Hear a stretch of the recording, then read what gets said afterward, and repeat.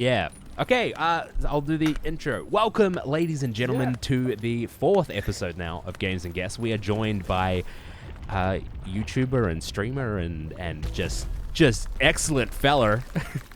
That's me. It's Blarg.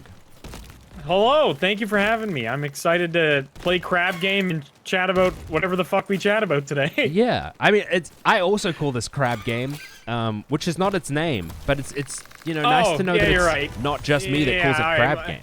I didn't mean to upset the crab community. Yeah, I didn't mean to do that. That's my bad. You should know that it is a very serious offense. If you destroy that, a lot of enemies are gonna come. Okay. Oh, okay, that's cool. Fine. Yeah, all right. It looked enticing to shoot, and now, okay, Toby, I'm getting. It gives you a reward. It's nice. I'm getting railed by crabs. Yeah. Look, well, sometimes you just need to get railed by some crabs. I didn't think it would go like this. Okay, what is F and G? What are those abilities? Okay, F is melee and G is grenade. And also over here, I have grenades?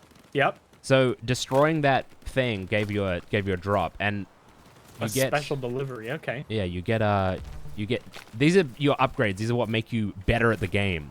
It's not about skill. These fellas? Yeah. Oh, well that. Okay, 50%. Did you just lose half your health, or did you gain? I did. I did lose half my health. Did you get it back? Okay, I've lost another half of my health. Okay, so so you have 20. You have 50 health.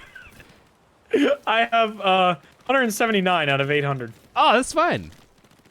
Yeah, something like that. Okay, yeah. So you just pick upgrades and then you go from there. Okay.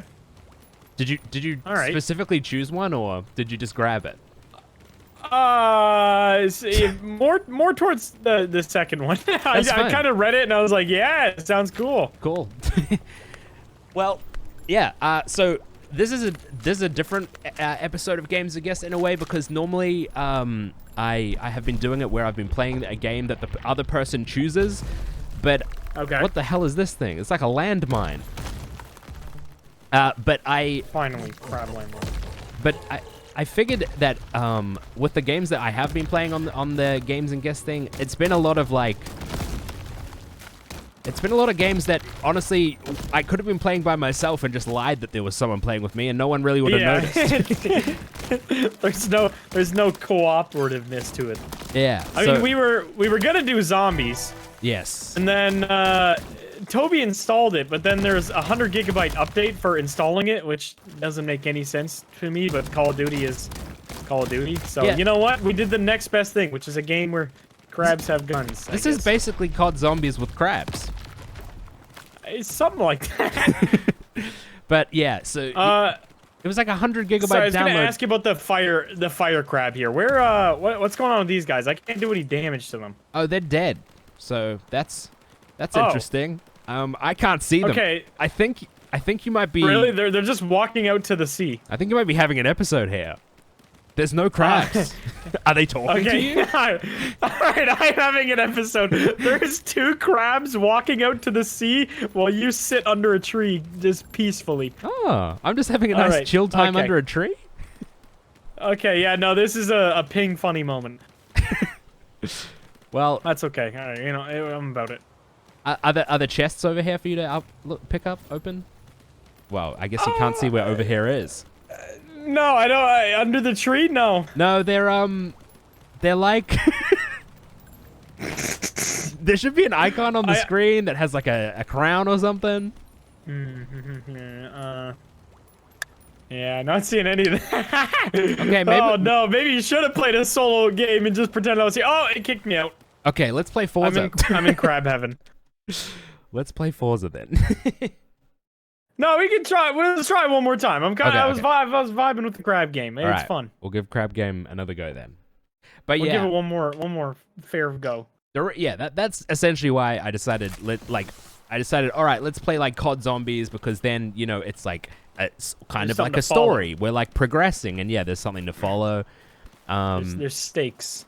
But yeah, when I live in buttfuck nowhere where we have terrible internet, and downloading COD in itself took ages, and then when there was a 100 gigabyte update afterwards, I was like, that's game over. That's not gonna work out. No, not particularly. Am I in your game? No, not that I know of. Wait. Oh, are you back in the lobby thing, or are Yes. you mid crab fight? I'm back in the lobby. Wait, so you joined and it's just, but I can't see. I pressed join game, and then I just returned to being a crab on a beach. Oh, you just Hold on, let me a chill crab chilling on a beach. Hold on, I can fix this. I can. I just sent you an Oh, there we go. invite.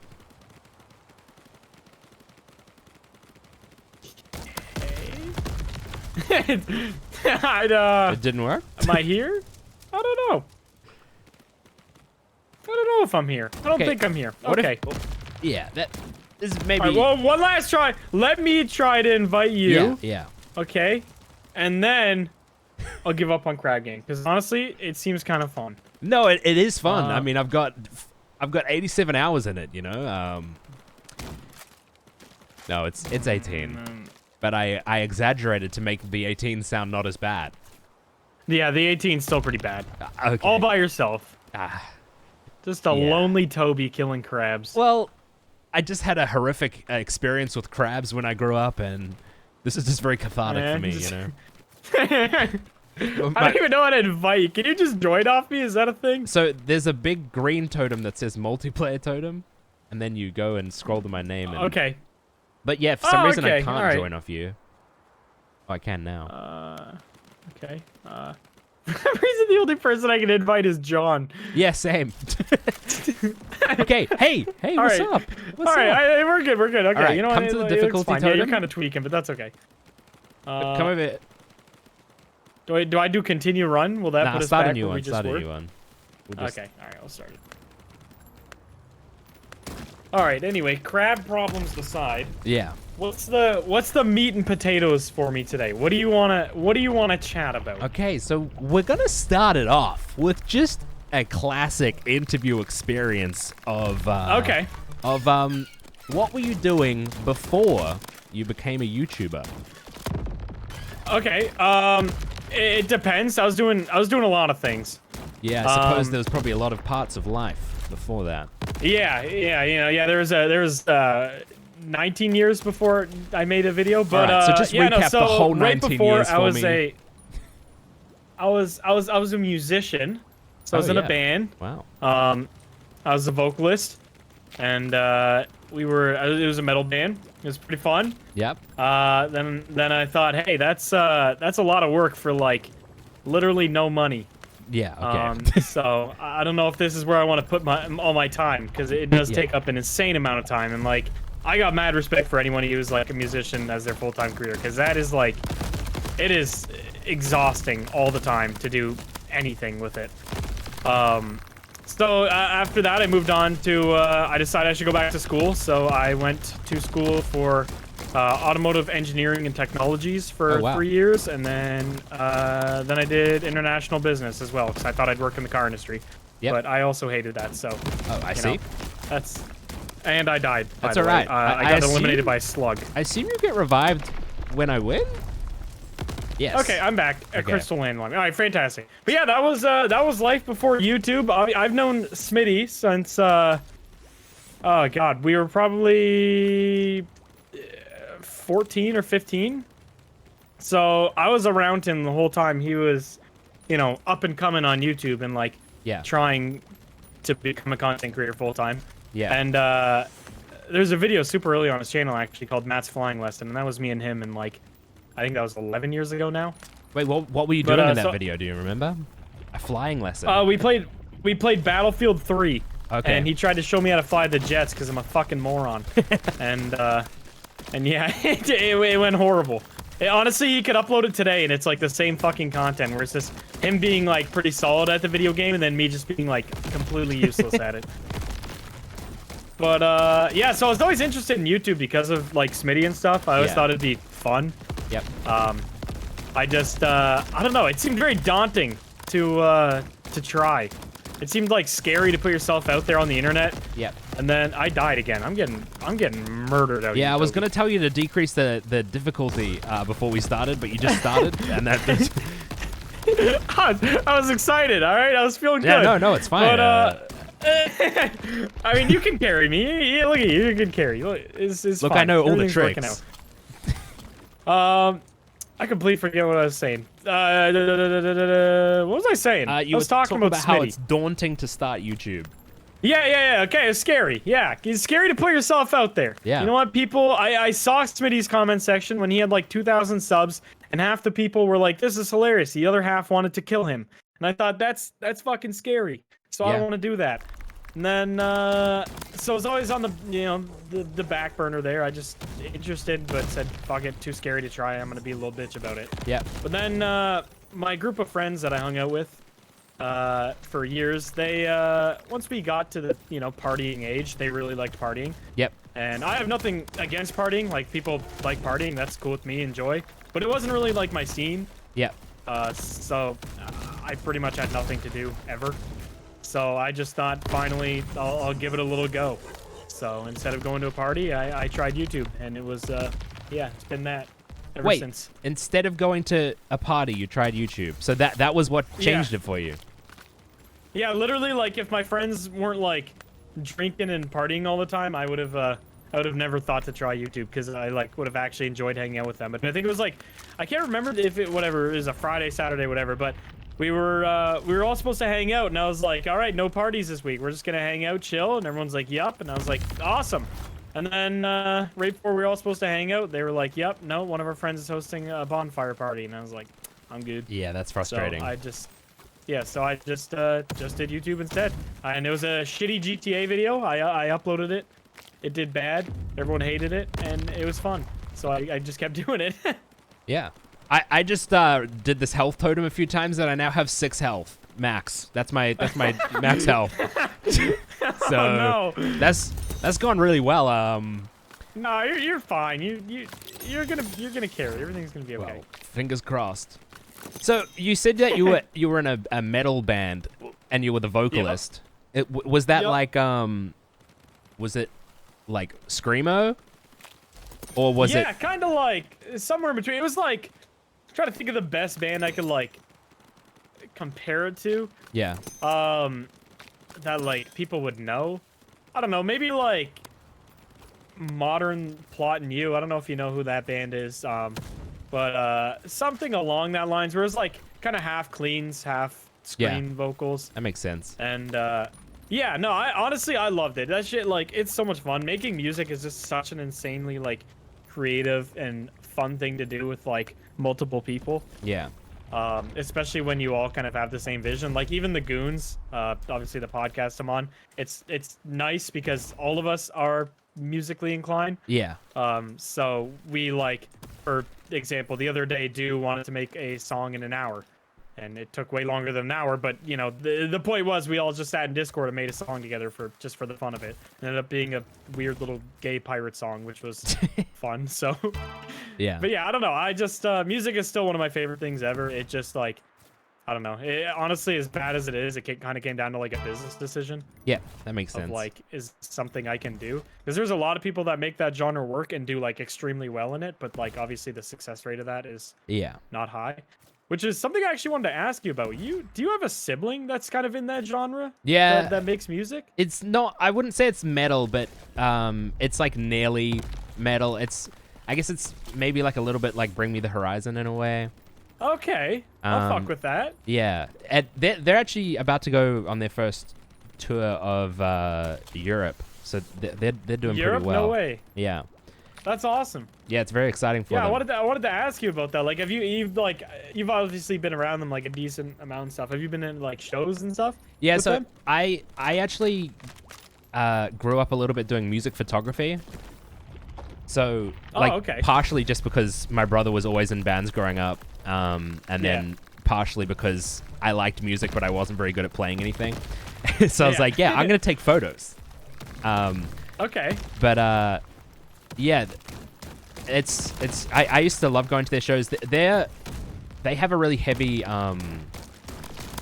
what's the word? Like a heavy focus on like the actual show, like this stage presence and stuff like that. So they're the sort of band, like performers on top of being musicians. Yeah, they're the sort of band that you see and like you might not know any of their songs, or you might not even be interested in the genre, but you still like can enjoy the show because they're just like very it's just good. Yeah, they're good performers.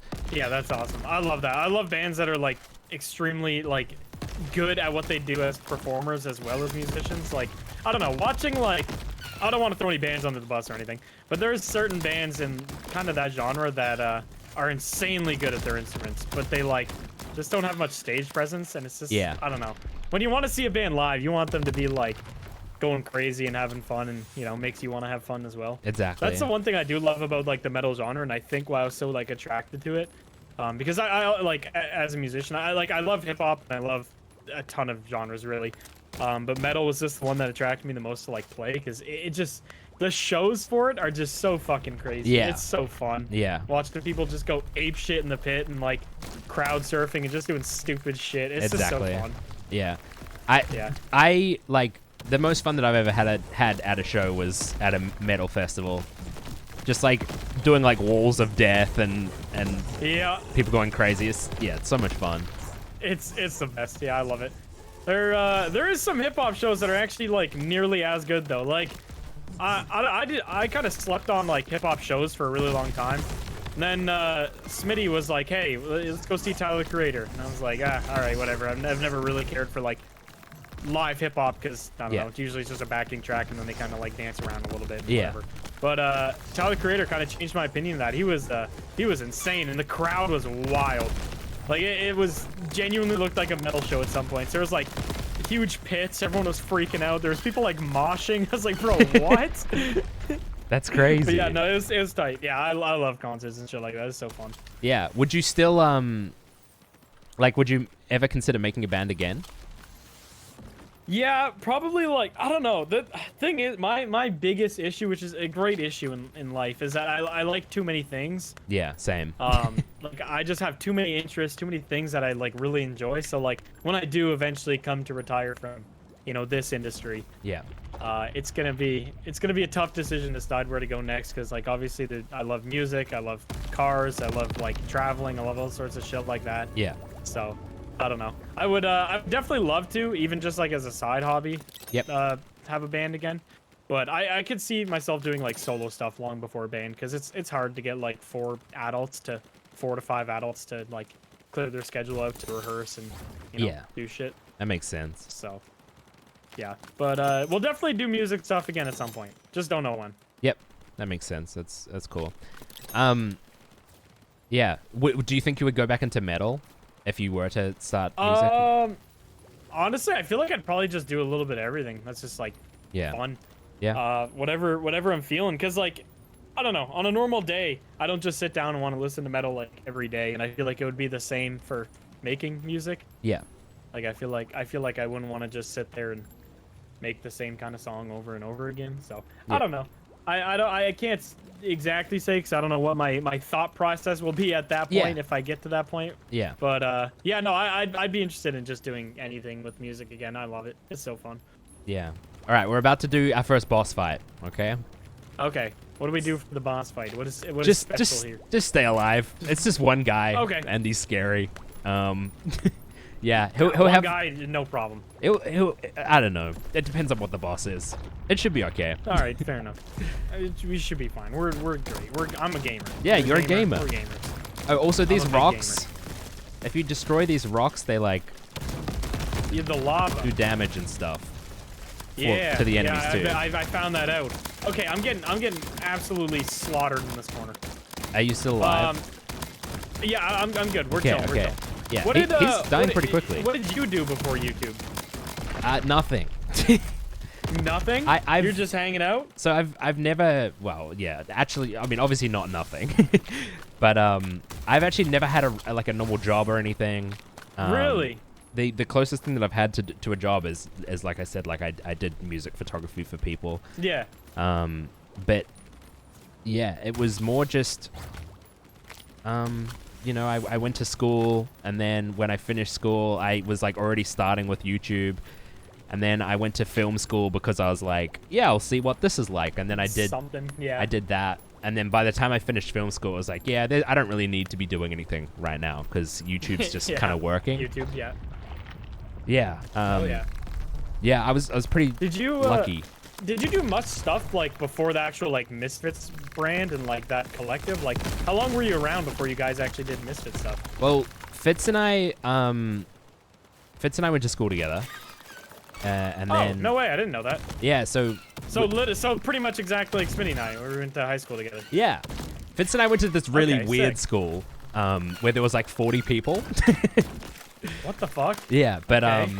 it's honestly way too much to get into because it was so weird, but it was cool. So we went to this weird school, and then we just loved playing games together on the weekends and stuff. And one day Fitz decided, hey, I'm just gonna record this for fun and edit it, and then he made a video just for us out of a Battlefield playthrough, and then he started actually uploading content, and I watched him from the sidelines for a bit, and then I was like, you know what, I'm gonna try and take advantage of this too. I'm gonna have a go, and that's basically how it worked. But yeah, the Misfits. So like literally the exact same thing Yeah, as it's Smitty and I, true. essentially, but with a weird little school in there instead of a normal high school. Yeah, and I also didn't drink and didn't like going to parties. Okay. So yeah. I did know that about you because I remember when you guys had the insane house in San Diego. Oh yeah. I remember when like everything was going down, and like I think it was Bucks that was like freaking the hell out about people being in the house or some Yeah. shit, and you're just like, that's crazy. Anyway, I'm gonna go take a bath. And you had like this massive like jacuzzi bath in your room, and I was like, man, Toby's living right now. I'm just gonna go and enjoy myself.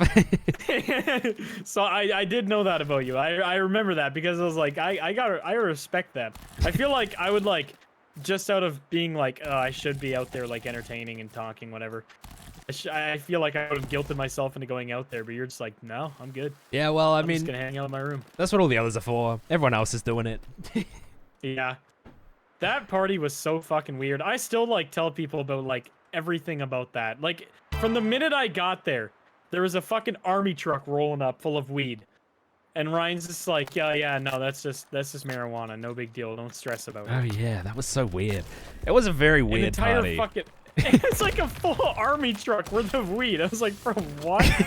And then the whole dude's shooting porn in there or whatever. The guy walking around with the clipboard. I don't know. That was just a bizarre thing. But Yeah. that was a cool ass house. That was a good time. You guys used to throw the wildest parties I have been to. Yeah, I feel like those are the only parties I've actually enjoyed, and I've been predominantly sober at them too. Which like, yeah, it's got to be a good party if you'd actually have fun when you're not, exactly wasted off your mind. That party was very fun. It was crazy. It was just like crazy, like watching everything happen because there was so many people there. Everything transpire. And also like like everyone there was someone that everybody like you knew everyone, you know. Yeah, that was like, I think that's why I like was freaking out at first when I got there. I was like, I don't know, I probably had like 100,000 subs at the time. Like I was like established enough where YouTube was my job, but I like certainly wasn't like, Pokimane wasn't gonna walk in there and go, oh, there's Blarg, I know who that is. Yeah. But I just remember seeing like Pokimane walk in, XQC, like a bunch of other like people that I was like, oh my god, that's fucking wild. Yeah, I remember. I was like, right in front of me. I was like, holy shit, Soda Poppin' is at my party right now. Yeah. Yeah, that was crazy. That was Actually, question for you.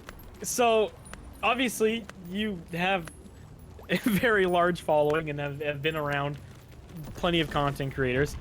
Do you like find streamers more, not like intimidating, but you're like, holy shit, that's that person, more than YouTubers?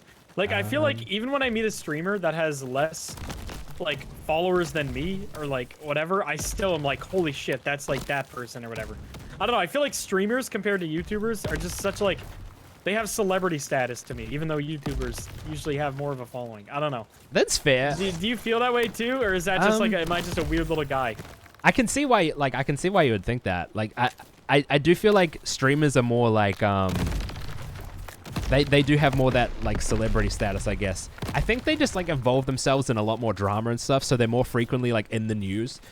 Yeah, the news and shit. Because, like, I remember, like, I've watched, you guys, Fitz, Swagger. I watched your whole group well before I met all of you. Yeah. And I remember meeting you guys all. It was a restaurant in Boston. It was the first time I met all of you. Yep. And I literally did not feel like intimidated or like fangirl or like anything. I was literally just like, oh, awesome. It's the people that I love their videos. I love what they do. This is cool. Yeah. And then like around Pokimane or someone who I like genuinely really don't give a shit about their content. I just know them by their name. I was literally like, I feel like if I would try to shake her hand, I would have just been like shaking, like just visibly shaking out of like nerves. Yeah. I don't know why. It's so weird. I guess like I was very like, I was super excited to see, like I said, Soda and who else was there? I don't know, but like there was a lot of yeah, people there was pretty much everyone there. I was pretty excited to see all the streamers, I guess, as well. I don't know how much of an impact I feel from YouTubers as well. I don't know if I might be the same as you. Maybe I do. Yeah, like the old. It's weird. See, I like everyone I've asked about it after they kind of ponder it. They're like, I guess so. Like, even like Fitz being as massive, like literally massive as a human being, not just like massive on, you know, YouTube or anything. Like, I feel like that would normally like be intimidating or whatever, because it's just this giant fucking dude who's just chilling there staring at you. But I just felt no like weird feelings or anything. But then when XQC walked by me, I was like, oh my god, that's fucking XQC. Yeah. Yeah, I don't know. It's weird. Speaking of XQC, it might have something to do with the drama. Oh god. Have you like? I assume you must have seen how much money he got paid. Yes, 100. Bro is making more than LeBron James. I know.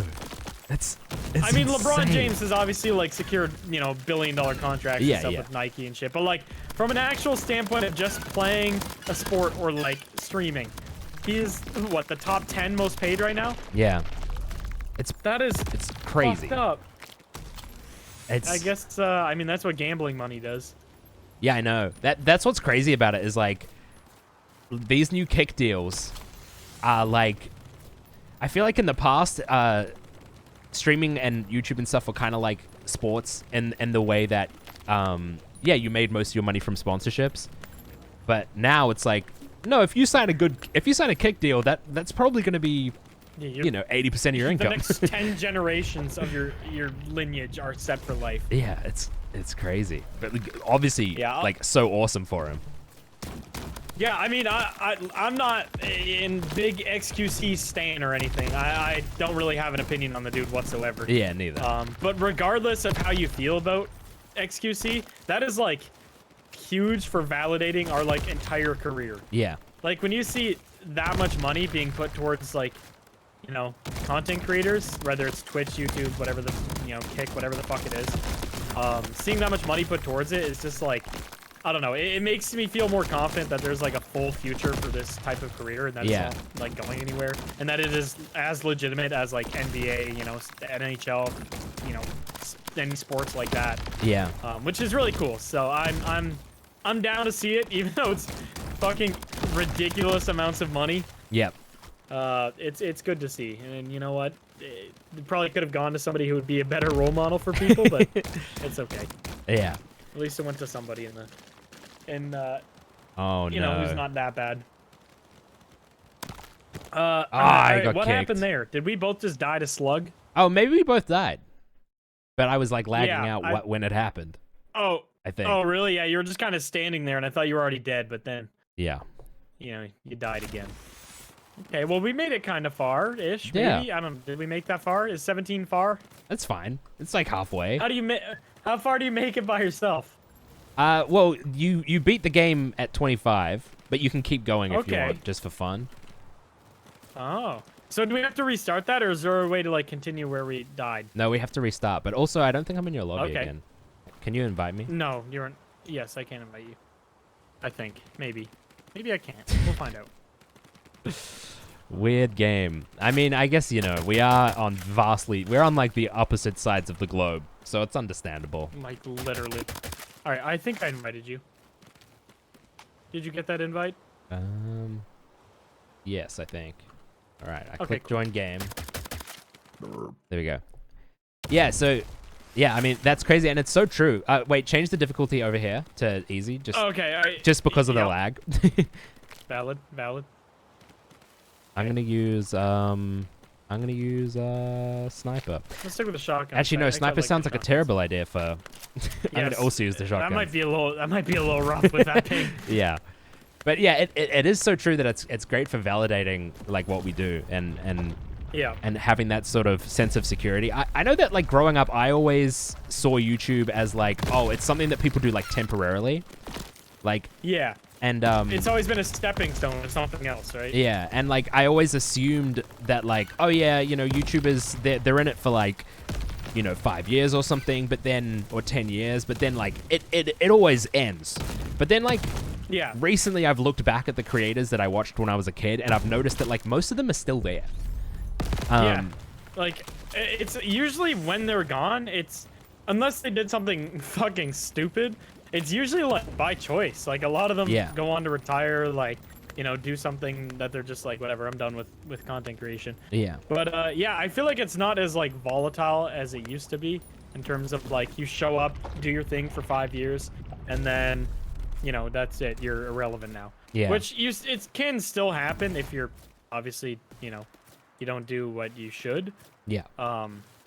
But yeah, it's I feel like overall, just as a career, it's a lot less scary than it was like 10 years ago.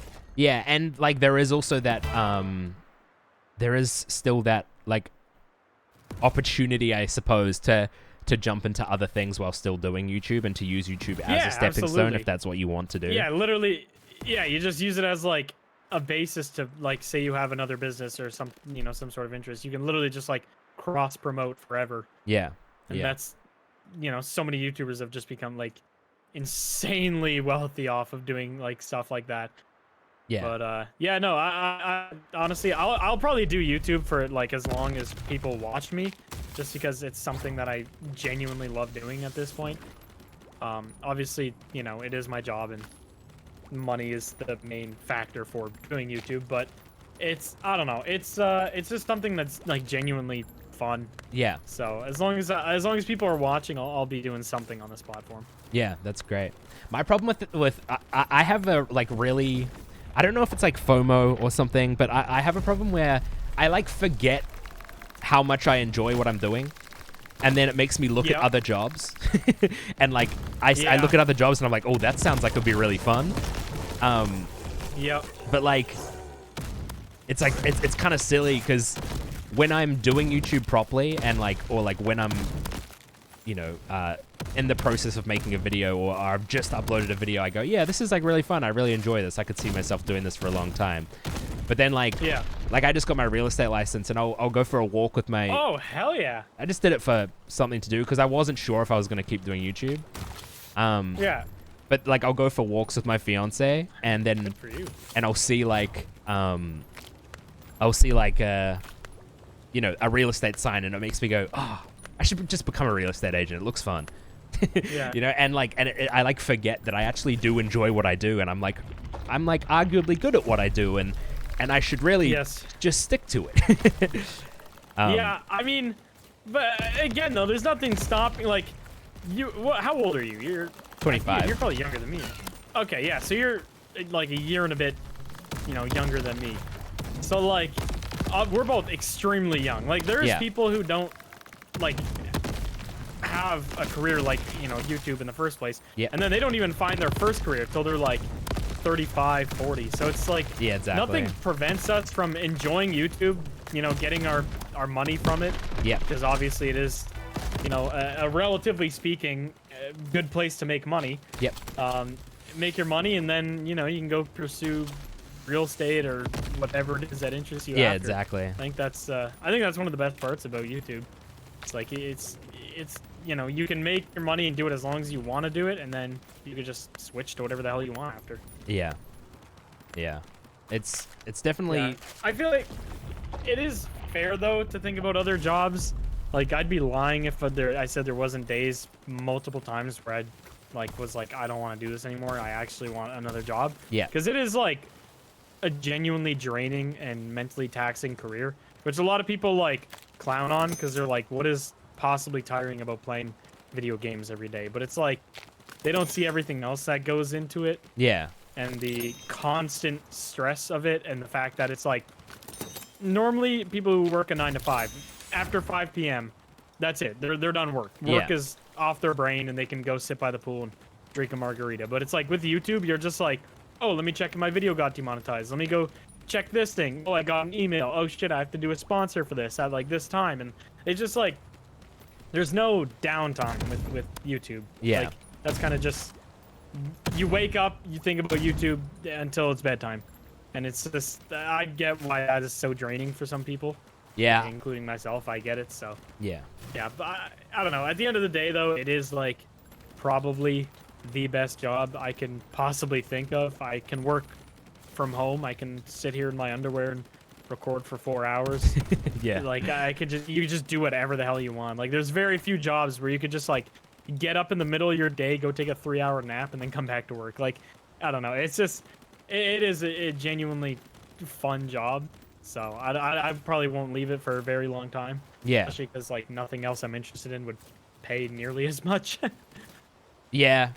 That's fair. That's fair. Have you got any? Look in the top left. Do you have any crystals left? I have 58. Oh, you should buy some upgrades just before we Okay. move on, so that you don't fall behind. Uh, Health is always a okay, good I like basic one. Yeah. Yeah.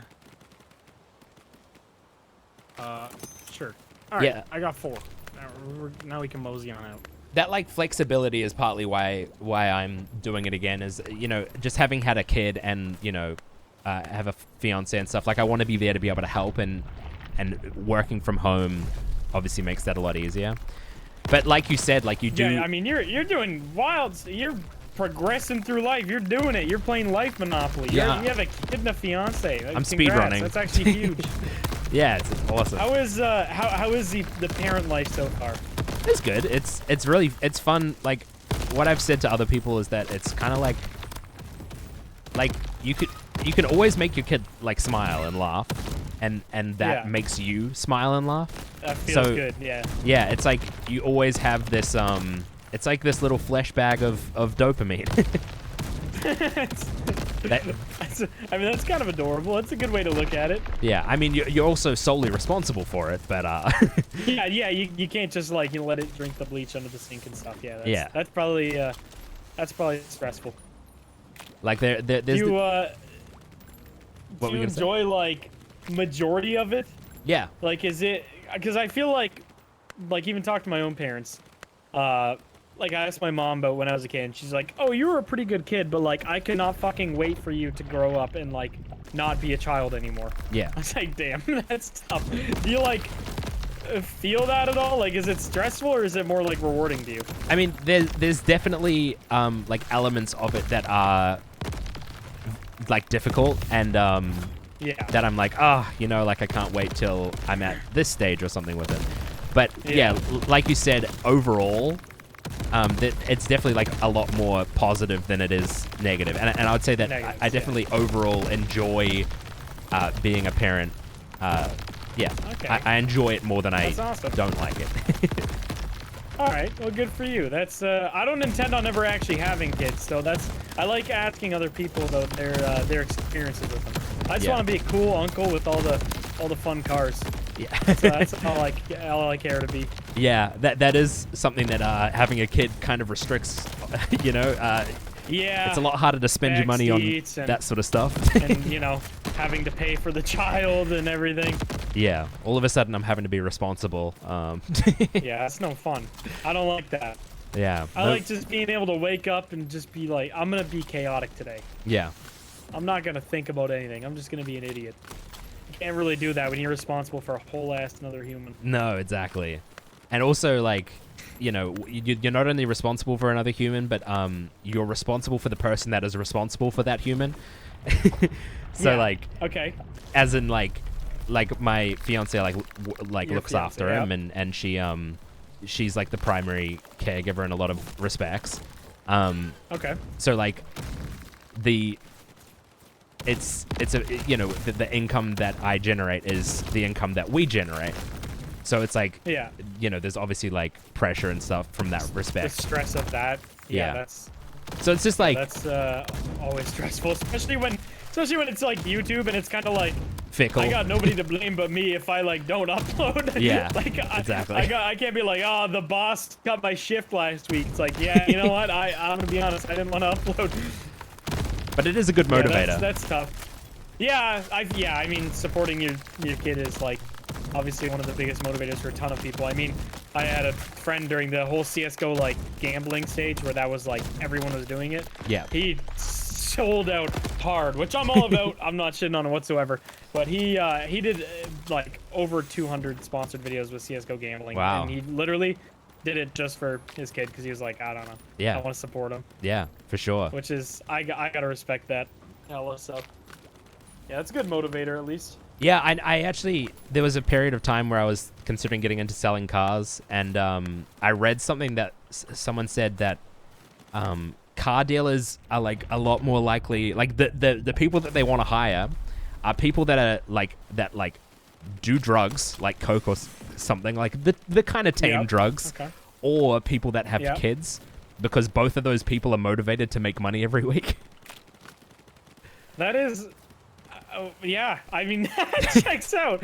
I feel like that's half of that is sad, half of that is great. It's like, oh yeah, and they want to support their kids. That's amazing. You love to see it. Then the other half is, it's kind of sad that they just want to do crack. But yeah, I'm about it. You know what? Whatever your motive is, as long as you're not hurting anybody.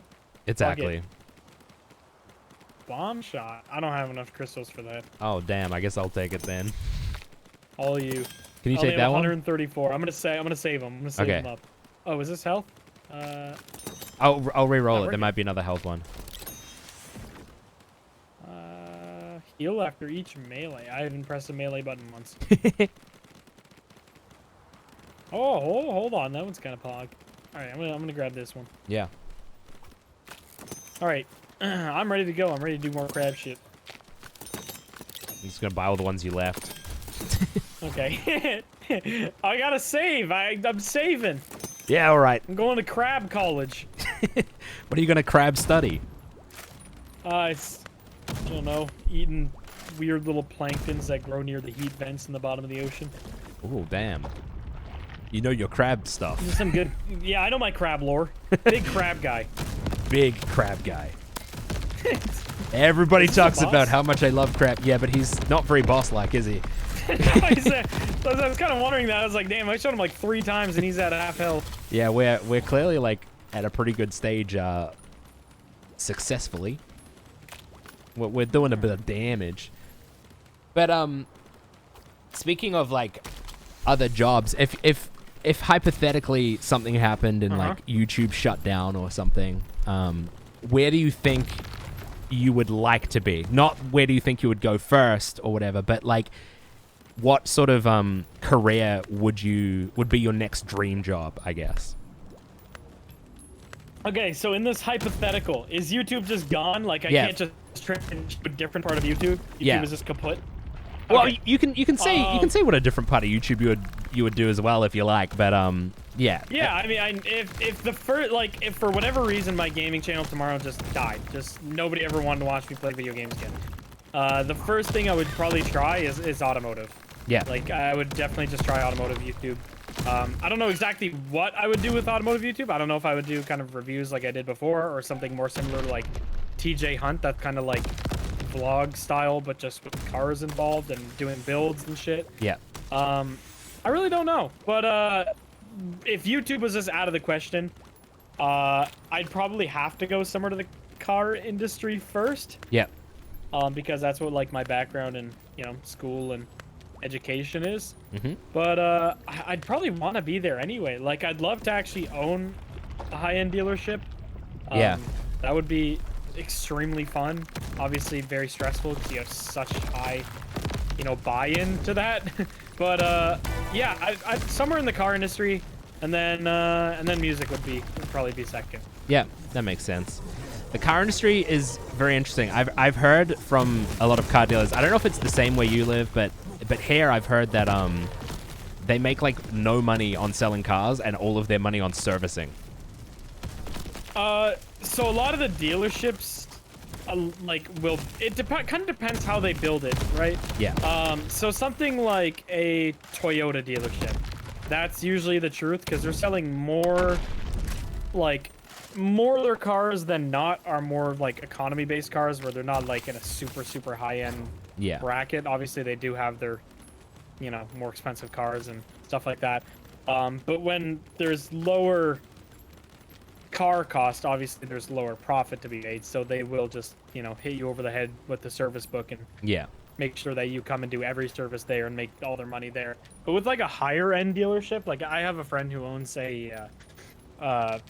basically he's a third party who he will help people find their car. They'll come to him and be like, hey, I want a 2013 Audi R8 with a gated manual. Yeah. And he will find that, but he does also have a dealership himself where he just like has a bunch of cars available.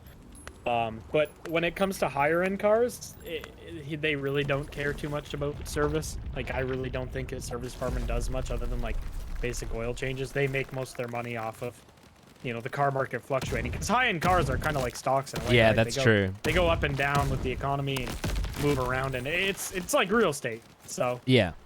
And I guess with like as the other side of it is, it's not just the service department that's making money. Also, the pre-owned department can make a lot of money. Because the thing that I heard was that is that there's just so much competition in the new car market that you kind of have to sell at the cheapest possible price. Basically, yeah, they're basically selling it just enough to cover their costs, so they're not losing money selling cars. Which there is times where they will lose money. Like a lot of in North America, a lot of the like the big three, like Chevy, Ford, Chrysler, they will lose money on certain sales during certain like periods of time, just because they want to get their old inventory out and new one in. Yeah. So yeah, selling brand new cars like isn't exactly the most profitable thing. Yeah. But yeah, I'd probably do something similar to what my friend does, where I'd have like a third-party dealership where like I'm not a Porsche dealership, I'm not a Ferrari dealership, whatever. I just like whatever you have that's interesting, I'll try to sell. Yeah, that's what I would do as well. That's something I've talked to my fiance about in the past. Is like one of my like big dreams in life would be to own a like high-end pre-owned car dealer. Yeah, and it's like you own all those, so like you just say, hey, I feel like taking the 911 GT3 out for the weekend. That's your GT3. You just take that shit out, and that's like, I can't even imagine how cool that would be. I know. That would just be so much fun. To It'd be just such have a dream. Everything available to you. Yeah. So that would be that would definitely be up there. It's just the buy-in for a dealership like that is a scary amount of money. Oh yeah. A very frightening amount. Yes. Okay. So, I don't know. I'd love to do it one day though. Do you have a dream car? A specific dream car? I don't personally. I have a few. I have a couple. Yeah. There's too many cars that I like really, really love to really say like one is like that's the one I want more than anything. Yeah. The two I would probably say are the Ferrari 812 or F12. I'd take either one. I just love V12 front engine and rear-wheel drive. That's like one of the coolest combinations ever to me. Yeah. And then it would be a close tie with the SLS Black Series. Oh, the SLS Black Series is one of my dream cars too. Yeah, I am obsessed with them. I've been looking for a regular SLS for quite a while now, and they're just hard to find in Canada at like an even remotely reasonable price. Yeah. They skyrocketed here with the pandemic, but they are coming down a little bit. So I've looked at regular SLSs, and then I've recently been looking at a C63 Black Series. So I thought that would at least be a Black Series car, which would be really fun to have. Yeah. But yeah, there's too many cars that I genuinely love. Like I couldn't just pick one car and be like, yeah, that's my dream car. That's the only one I want. Yeah, I agree. Yeah. Do you have like a couple that you like really fuck with, or you kind of just like a ton? I love Paganis and I love Koenigsegg's. But those are obviously like uber unrealistic dream cars. those are big ones. Those are juicy dream cars though. I mean that's the point of a dream car, right? It's literally to be something that you might not ever attain, but it's like, damn, the thought of that is what makes me work some days. Yeah. Okay, we got to be really careful. If we take 1 point of damage in this next round, we lose. What? So jump around a lot, double jump a lot, slide a lot. 1 point? One single point? Yeah, but they also get one shot, so. Okay. All right. So it's kind of good. Okay. We'll see. We'll see how that goes. But yeah, I'm getting scared. I would love a RX-7 as well. I would love a an old 911. Yeah, the RX-7's cool. I would love. Dude, the old 911s are so cool, and they're getting so expensive though. Like the old air-cooled 911s, the big like whale tails and stuff. They're so damn cool.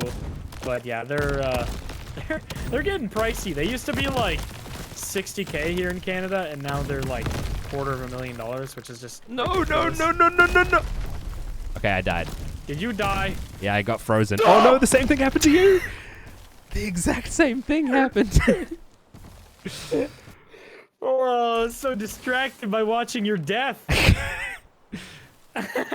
All right, well, back to the lobby. Third time's the charm. All right, you're gonna have to invite me again because the game is dumb. I got you. But Pagani would be sick. That would be such a fucking cool car to have. Yeah. Every time I see one, I'm just in like, they're not even a car to me. They're It's just art. they're actual like artwork. Yeah, exactly. It's ridiculous. Yeah, I'd love one of those. And then like there's obviously like Japanese cars I love. There's European cars I love. There's American cars I love. I just love cars. And Same. Yeah, I would definitely find it. If I won like the lottery or something, and I could all of a sudden go out and buy like 5 cars or something, I think I would definitely struggle to choose. It wouldn't be like, oh, I instantly know exactly what I want. Yeah, that's completely fair. The only one I ever like knew I wanted, for some reason, I don't know why it attracted me the way it did, but the 718 Spider. Yeah. Like from the very first time I saw Porsche release the teaser images for it, I was just obsessed with it because it just looks like a mini speedster. But I personally don't love modern 911s. Yeah.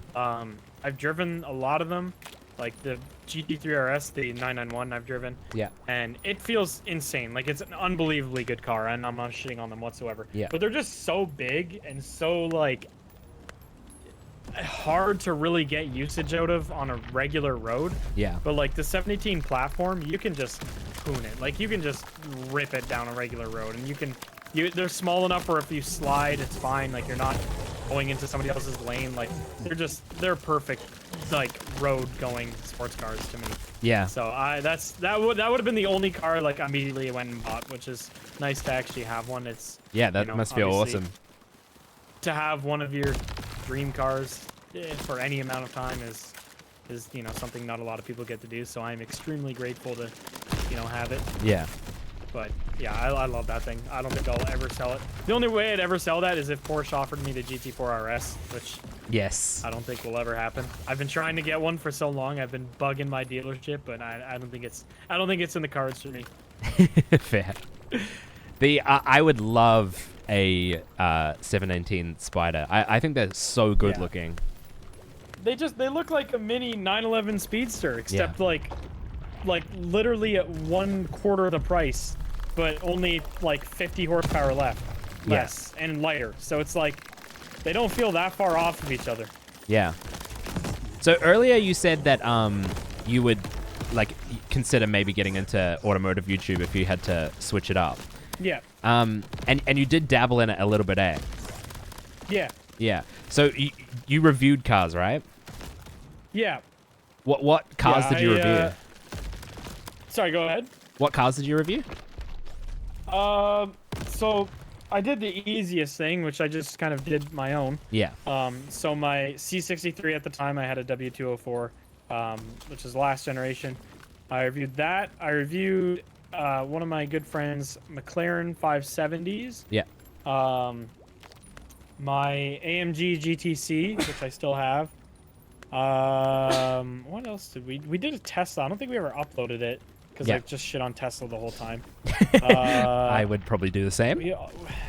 I think I only uploaded like 3 or 4 videos, but we recorded like maybe 6 or 7 total. Yeah. I didn't have enough money at the time to have like an editor. Like I couldn't justify putting that money to an editor, I should say. Yeah. So I got really lazy and I really hated editing them because I suck at editing like that style of content. Yeah. It's just not my specialty. Yeah, that's literally the only reason I stopped. That and like time constraints, because my like my ideal goal in life is to one day make like my own version of, you know, Top Gear. Yeah, same. Like driving around a place I don't know in a car that I just bought. Yeah, it sounds sick. With, you know, a few friends is like, how does it get any better than that? Like, it just doesn't. So that's what I've always wanted to do, and I just felt like I was half-assing it by just like reviewing cars, because I don't know if that's where my full passion was. Yep. I feel like I loved the idea of cars, not only for them being, you know, cars and what they do and being fun to drive, but I also love that, like, the sense of exploration they give you. Yep. And how they allow you to have like so much freedom.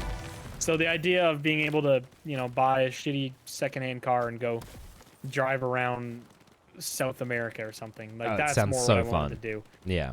Yeah, I just obviously I didn't have the budget or the time for that. Yeah, I mean that's definitely where I would love to be at with content. I would love to be able to, you know, just do like road trippy fun content and cool cars. Like, and there's a few YouTubers out there doing it and doing pretty well with it. Yeah. Do you watch Throttle House? They just did their first special where they like drove around and they got 2 old hatchbacks and they drove around. I think it was Arizona, but it was so cool. It gave me such like old Top Gear vibes. Yeah. And I love it. Yeah, that's just my favorite. So that's definitely a goal for the future. But yeah, I guess we just need to start it together. That was what I wanted that channel to be. It just didn't end up getting there. Yeah. Yeah. I think I think that sort of stuff would be awesome, especially because like I just love cars, and I would love to find a group that is like sort of like the Misfits group, but like for car content. With cars. Yeah. Yep. Yeah, the problem is I know enough people to make it work for that. Like, but the problem is they're everywhere. Yeah, exactly. Like, they're so spread out. I don't know anybody like remotely near me or like within, you know, easy flight distance. Like the closest person I could think of that would love something like that is I don't know if you know who Keller Moore is. He works with like Wildcat a lot and Whistle and Diesel and stuff. Okay. I know he would kill to do something like that. Yeah. But like he's still a 9-hour drive, and he's probably the closest person I could think of that would be able to do something like that, like with me. Yeah. And have, you know, the time and the freedom. The rest, you know, people like you in Australia or like my friend Ty who's in UK, it's just like it would just be so difficult to make it work. Yeah. Would you ever go on like a Gumball 3000 or a Gold Rush Rally or any of those sorts of things? Yes, I would. The only thing with like something like Gumball, not Gumball specifically, like I don't really know how Gumball operates, but all the ones I've known of that have come through like roughly where I could go to. Yeah. They do a lot of the whole like rich people games. Yeah. Where they gatekeep and are like complete fucking assholes to anybody who doesn't have money. Yeah. And will like, I don't know. Having money is cool and awesome and yeah, woohoo, but like I hate the pretentiousness of a lot of the car scene, and I feel like rallies attract a lot of those people from the car scene. 100%. So I love the idea of it. Like, genuinely sounds so fucking fun. Yeah. But I don't know if I can deal with snobby rich people for like a 6-day trip across the US in a sports car. Yeah, that is very fair. I completely agree with you about that. I never really thought about it, but it's very true. We actually, the Misfits ages ago were going to like work with FaZe. Like before the Misfits really became the Misfits, we were going to sign with FaZe or do something with FaZe. I remember that. Yeah, I remember that. And yeah, they were going to like put us up in a house or something. But that year, when we were like in the talks with them, they were about to go on the Gumball 3000, and they were like, "Oh yeah, we can just like we can bring you guys along if you want. You can, you know, we'll get you a car and we'll bring you." And I was like, "Oh, that would be like so sick. It'd be such a dream opportunity because so fucking fun. Because the Gumball 3000, the tickets are like $100,000. Yeah, literally. That or you have to get an invite. It's either one or the other. Like I know Matt Armstrong. Do you watch Matt Armstrong? Yeah, yeah. Yeah, I know he got an invite, so he didn't have to pay. But That's like, yeah. you gotta be special to get an invite. Yeah. And But I'm not special enough to get a gumball invite. You need to be like a Saudi prince or making, you know, crazy car content. Exactly.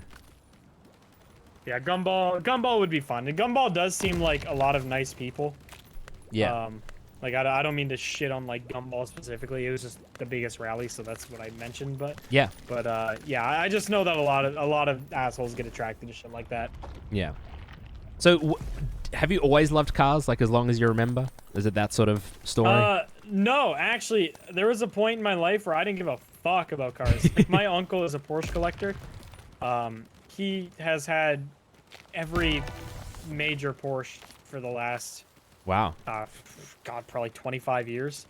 That's awesome. So he has CGT, 918, 911 Speedster, 911R, GT2 RS, 3RS, the new 911 Tourer. Like, he has pretty much every Porsche you can think of. Yeah. And back in the day, he used to come by, and I didn't give a fuck at all about it, like, whatsoever. I was so, like, I don't know, I just didn't see anything in cars. I couldn't drive at that point, so I didn't really care about, like, looking at them. They were just kind of there, objects. But the reason I actually started liking cars was I can't remember what grade it would have been, but growing up, I had like really, really bad anxiety, which prevented me from being able to like travel or sleep over at places. Yep. And my whole class went to a little retreat. It's about 8 hours up north of where I live, up in the wilderness of Canada. Okay. And I couldn't go because my anxiety was just, I wouldn't have been able to stay there. Yeah. So my dad felt really bad for me, so he tried to cheer me up, and he hated me playing like shooting games. Yeah. So he bought me Forza Horizon, the first one. Oh, yes. I think it was the original Xbox. That was one of my favorite games. It was 360 or it was 360, I think it was the 360. Yeah. Yeah. So he bought me the original Forza Horizon, and I didn't give a fuck about cars at all or racing games or anything, but I was like, oh, whatever, I'll play it. He went out of his way to try to do something nice. Yeah. And then, yeah, that game got me obsessed with cars pretty quickly. I forget what car I used right away in that game that I loved. I think it might have been the Viper. I think that's because that's when the new Viper came out, I think. I think that might have been the hero car of the first one. Yeah, you're right. It was the cover car. Yeah, so the Viper, I remember driving around in that, and I thought it was fucking sick. Yeah. And then my dad was watching me play. He's like, "Oh, I recognize that car." He's like, "One of my best friends has one of those." Oh, wow. I was like, "What? A Viper? No way!" So he asked his friend if we'd come over, and he took me for a ride in the Viper, and I was like, "All right, I get it. I get cars now." Yeah. And yeah, that was that. Literally just playing the game for like a week got me from not giving a single shit about cars to just being like obsessed with them. Yeah. Like, it was all I thought about for like 2 years of my life was just cars. Yeah. That's awesome. That's funnily enough. One thing sorry, go ahead. You saying that, like, you know, you had that experience and then you're like, yeah, I get it now. Yeah. We took Fitz and Swagger. So Matt and I obviously love cars, and we took Fitz and Swagger for a cruise once. They brought their cars or whatever, and we were just cruising and hooning around the streets and stuff, doing like mountain runs.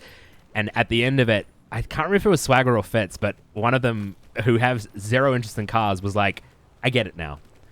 And like, it was it was sick, you know, seeing someone that has no interest in cars just enjoy Started cars. loving it. Yeah. Yeah, that's why I like the idea of like sharing cars with people as often as I can. Like, anybody that's even remotely interested, like old high school friends or whatever, that I bump into, and they're like, oh, you know, whenever I see the Porsche, whatever, like, I will always, you know, offer them a ride, or if they want to drive it, if they're comfortable driving manual or whatever. Yeah. It's just like, I feel like cars are way too often used as like vanity pieces. Yep. Like, a lot of people look at cars like they look at like Gucci. Yep. Which is just like, it's you know, I'm obviously not shitting on Gucci here. It's perfectly fine to love fashion and everything that goes along with it. But a lot of people just look at it as like, oh, they're showing off because that's a lot of money and whatever. They think they're cool. But cars are so much like more than that to a lot of people, me included.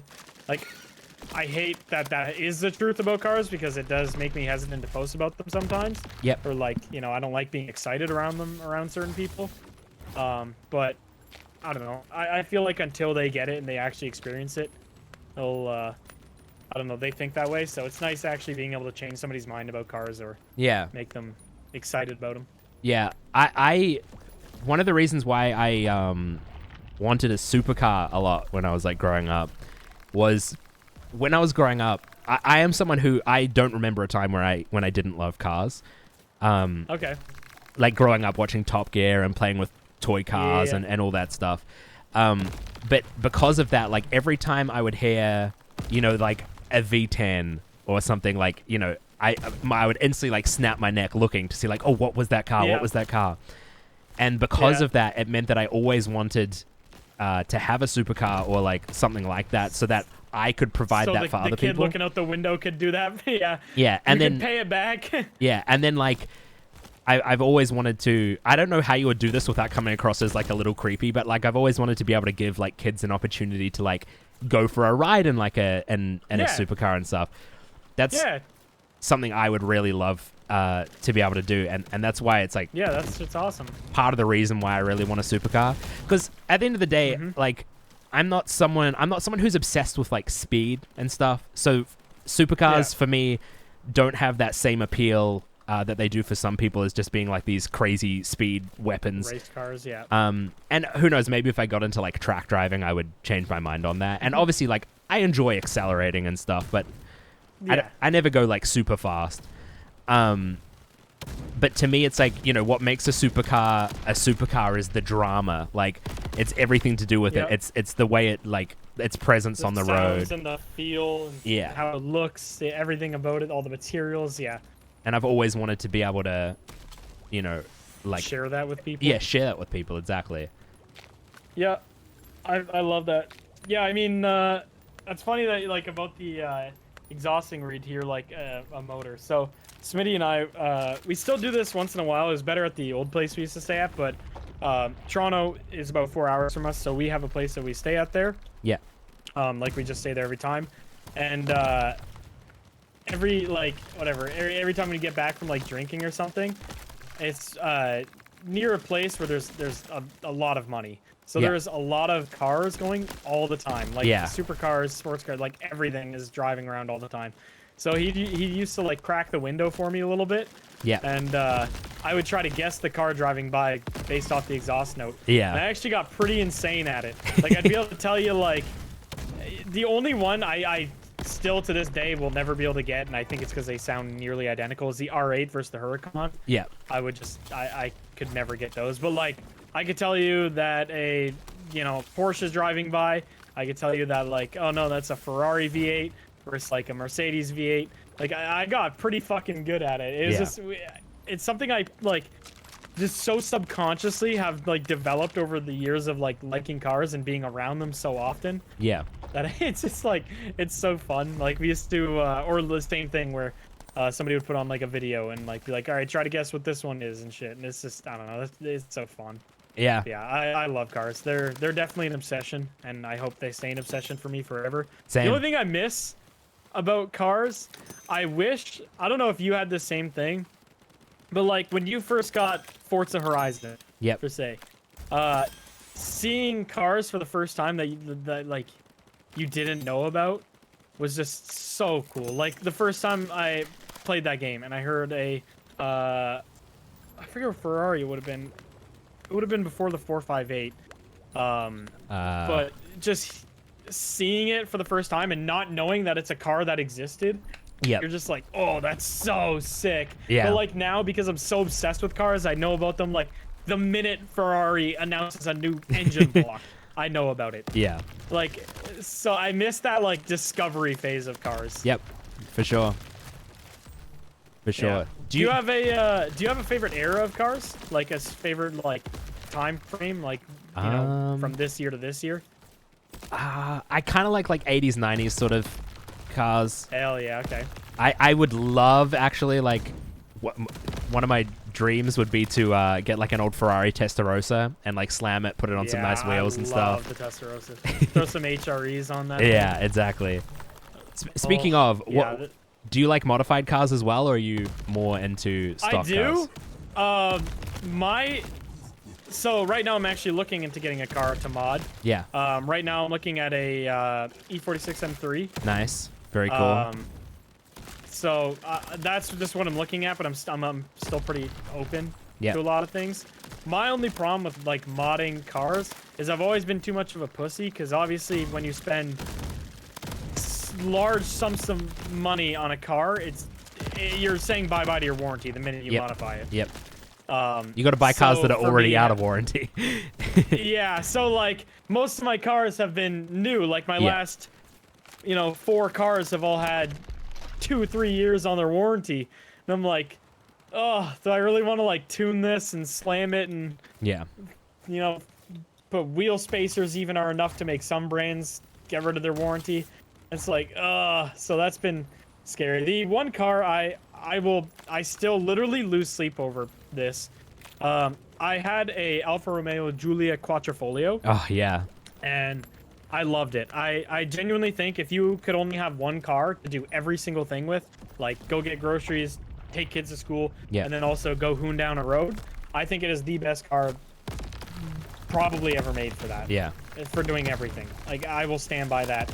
I had one for about 8 months, and I wanted to do a bunch of shit to it. There was HRE wheels that I thought would look so sick on it. Yeah. And the exhaust for it from the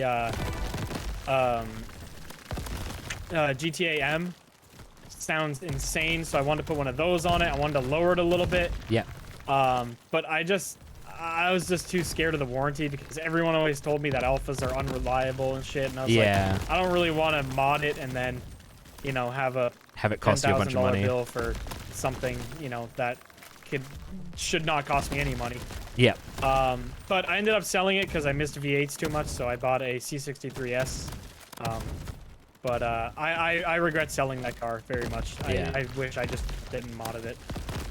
I've never had a V8. Before I close my eyes, I think about my Alpha. The one car that I've had that I miss, or the car that I miss the most out of all my cars, is my Golf. I had a 2014 Golf R. Did you have the R? Yeah. It was an R, but that thing is so cool. But I had it like pretty heavily modified. I probably spent like $15,000 modifying it or something. So it was it was very fast. And I loved that thing. But I ended up selling it because I felt like there wasn't much I could do to it, like visually, and I really wanted a car that I could turn into like, just like a very unique thing. Yeah, something wild. Yeah, so it had like nice rotiform wheels on it. It was low, and it was nice, but it just didn't do it enough for me. So I sold it. I feel like if you want to do that, you have to go like Japanese. Yeah. Like if you want something that you can really like fully transform. Yeah, exactly. There's so many good Japanese sports cars for that. Yeah. But yeah, the Golf R is so fucking cool. I love the thing. Yeah, they are very fun. That was what I actually wanted as that or just a GTI. Is what I wanted as my first car, and then I ended up with a Hyundai Veloster Turbo instead. Oh, really? What was that like?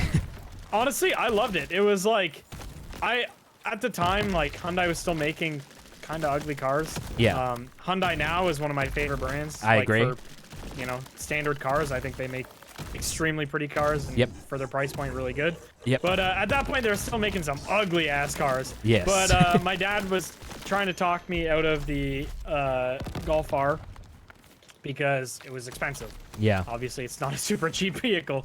So I was like, yeah, whatever. I guess we'll go check out some dealerships. Fuck it. And he took me to Hyundai, and the guy was like, oh, we have these if he's looking for something sporty. And I test drove it, and that night I bought it because I was like, this thing is just fucking awesome. That's sick. It's so fun. It's such a quirky, weird little car. Yeah. Like, it has 3 doors on it. So like, the driver's side only has 1 door, but the passenger side has 2 doors. Yeah. So like, that's so weird. It's just weird shit like that is all over that car. Like everything they could do that was not normal, they did. And I thought that was, I thought that was awesome. It was very like, it reminded me like of when German car makers just kind of go wild with shit. Like, like how when Mercedes makes like AMGs, where it's just a car that doesn't make any sense, and why would you even bother making it? But it was a Korean car that did that, so I was like, that's kind of cool. But yeah, I love that thing. I beat the shit out of it. I gave it to my sister when YouTube kind of started doing well for me. Yep. I retired it. I gave it to my sister, and that's when I bought my first C63, the W204. And that car was amazing. I love that thing. W204 Mercedes. They're probably the best sounding V8. Oh, they sound so good. I remember they sound insane.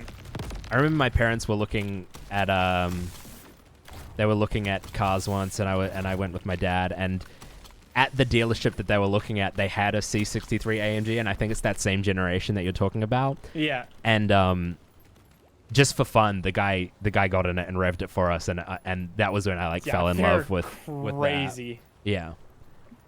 Yeah, I think what got me into Mercedes originally is like the first sporty car I was ever actually allowed to drive was my dad's. He had a C450. Yeah. From Mercedes, which isn't even that sporty. Like it's I think it's like 360 horsepower V6, which is a good number, but the car is pretty heavy, and suspension's kind of wobbly and shit. But just like the fact that that car went like bop, bop, bop, when you like let off the throttle, I thought that was the coolest shit in the world. Yeah. So Mercedes was just like the first brand I really wanted to get like a nice car from. And that was I still have two today, so. Yeah. That was what I loved about the Supra when I first got it. Just the pops and bangs and stuff when you let off the throttle. But then I grew to realize that it was like, it just felt so fake. And knowing that it's definitely fake for sure. But like, so are a lot of porn stars' tits. That doesn't. It's true. That doesn't take away from the fact that it's like, hey, that's kind of fun. Yeah. I guess like seeing other people's cars. Oh no, has my game lagged? I think I'm about to get kicked. Oh no. Oh, we're on Island 21 as well. We're so close to beating the game. Oh man. But yeah, it's like seeing my friends in their cars and seeing other people in their cars having to like kind of work to get that pop and like having to learn their car to get the pops and the bangs and stuff and knowing what to do. Yeah. It like that to me, I was like, that sounds more fun and like raw and real than what the Supra was doing, because it is literally just every time you release the throttle. Literally just dumps gasoline into the exhaust and lets it explode. Yeah. And pretty cool. It was a fun car. It was definitely a good car, but I don't know. I got a bit bored of it. It just felt too like computerized, It felt that's fair. Yeah, very predictable. I love them. I think they look amazing. Yeah. And they're a car that I'm actually a huge fan of. But I could see why you'd be turned off by that. I think that's another reason I like the 718 Spider so much, is it still feels so analog. Yeah. Compared to like every other car around. But yeah, I love the Supra. I think that thing's super cool. Yeah, I really want to drive one of the manual ones, because the manual ones weren't around when you bought it, they're still automatic only, right? Yes, yeah. And then they released the manual, and I was like, oh no, this is sad. But at that point, I didn't even know how to drive manual though anyway, so I would have struggled. Yeah, so my parents always had automatic cars growing up, so I just never really got an opportunity to drive manual. And then like a couple years ago, that's a lot more popular in like Australia, New Zealand, and like Europe to have manual cars around. Maybe, I don't know. And in New Zealand, I feel like there's a lot of people drive autos, I think. Really? Okay. Yeah. It's probably more like North America then, because I literally did not know. Like, other than, my dad's friends with sports cars, I didn't know anybody that had a manual at all. But, that's fair. To be fair, though, I didn't know how to drive manual when I got the 718 Spider. I learned at the dealership leaving. Yeah. And that's great. I decided I wanted to learn manual, so I bought myself a BRZ, and your BRZ was awesome. That had the like heart taillights and shit, right? Yeah, it had like that thing's awesome. Custom taillights from Japan. It was sick. But yeah, I just got my. Have that? No, I when I moved, so when my fiance got pregnant, I moved to where her family's from. And when we moved, we sold the Supra and the BRZ. Okay, that's probably not the worst idea. Yeah, especially because, you know, we can't really put a baby in the back of the BRZ. Not particularly. Yeah. All right, if I join you, actually, I just realized we can resume the run, So I'll just join you again. Okay. I think so. Oh, yeah. Oh, wait. It said your name was still in the top left. I thought you were still in here. I've just been murdering shit. Oh. Okay, let me go to the lobby. I thought you were still in here. All right, I'll invite you.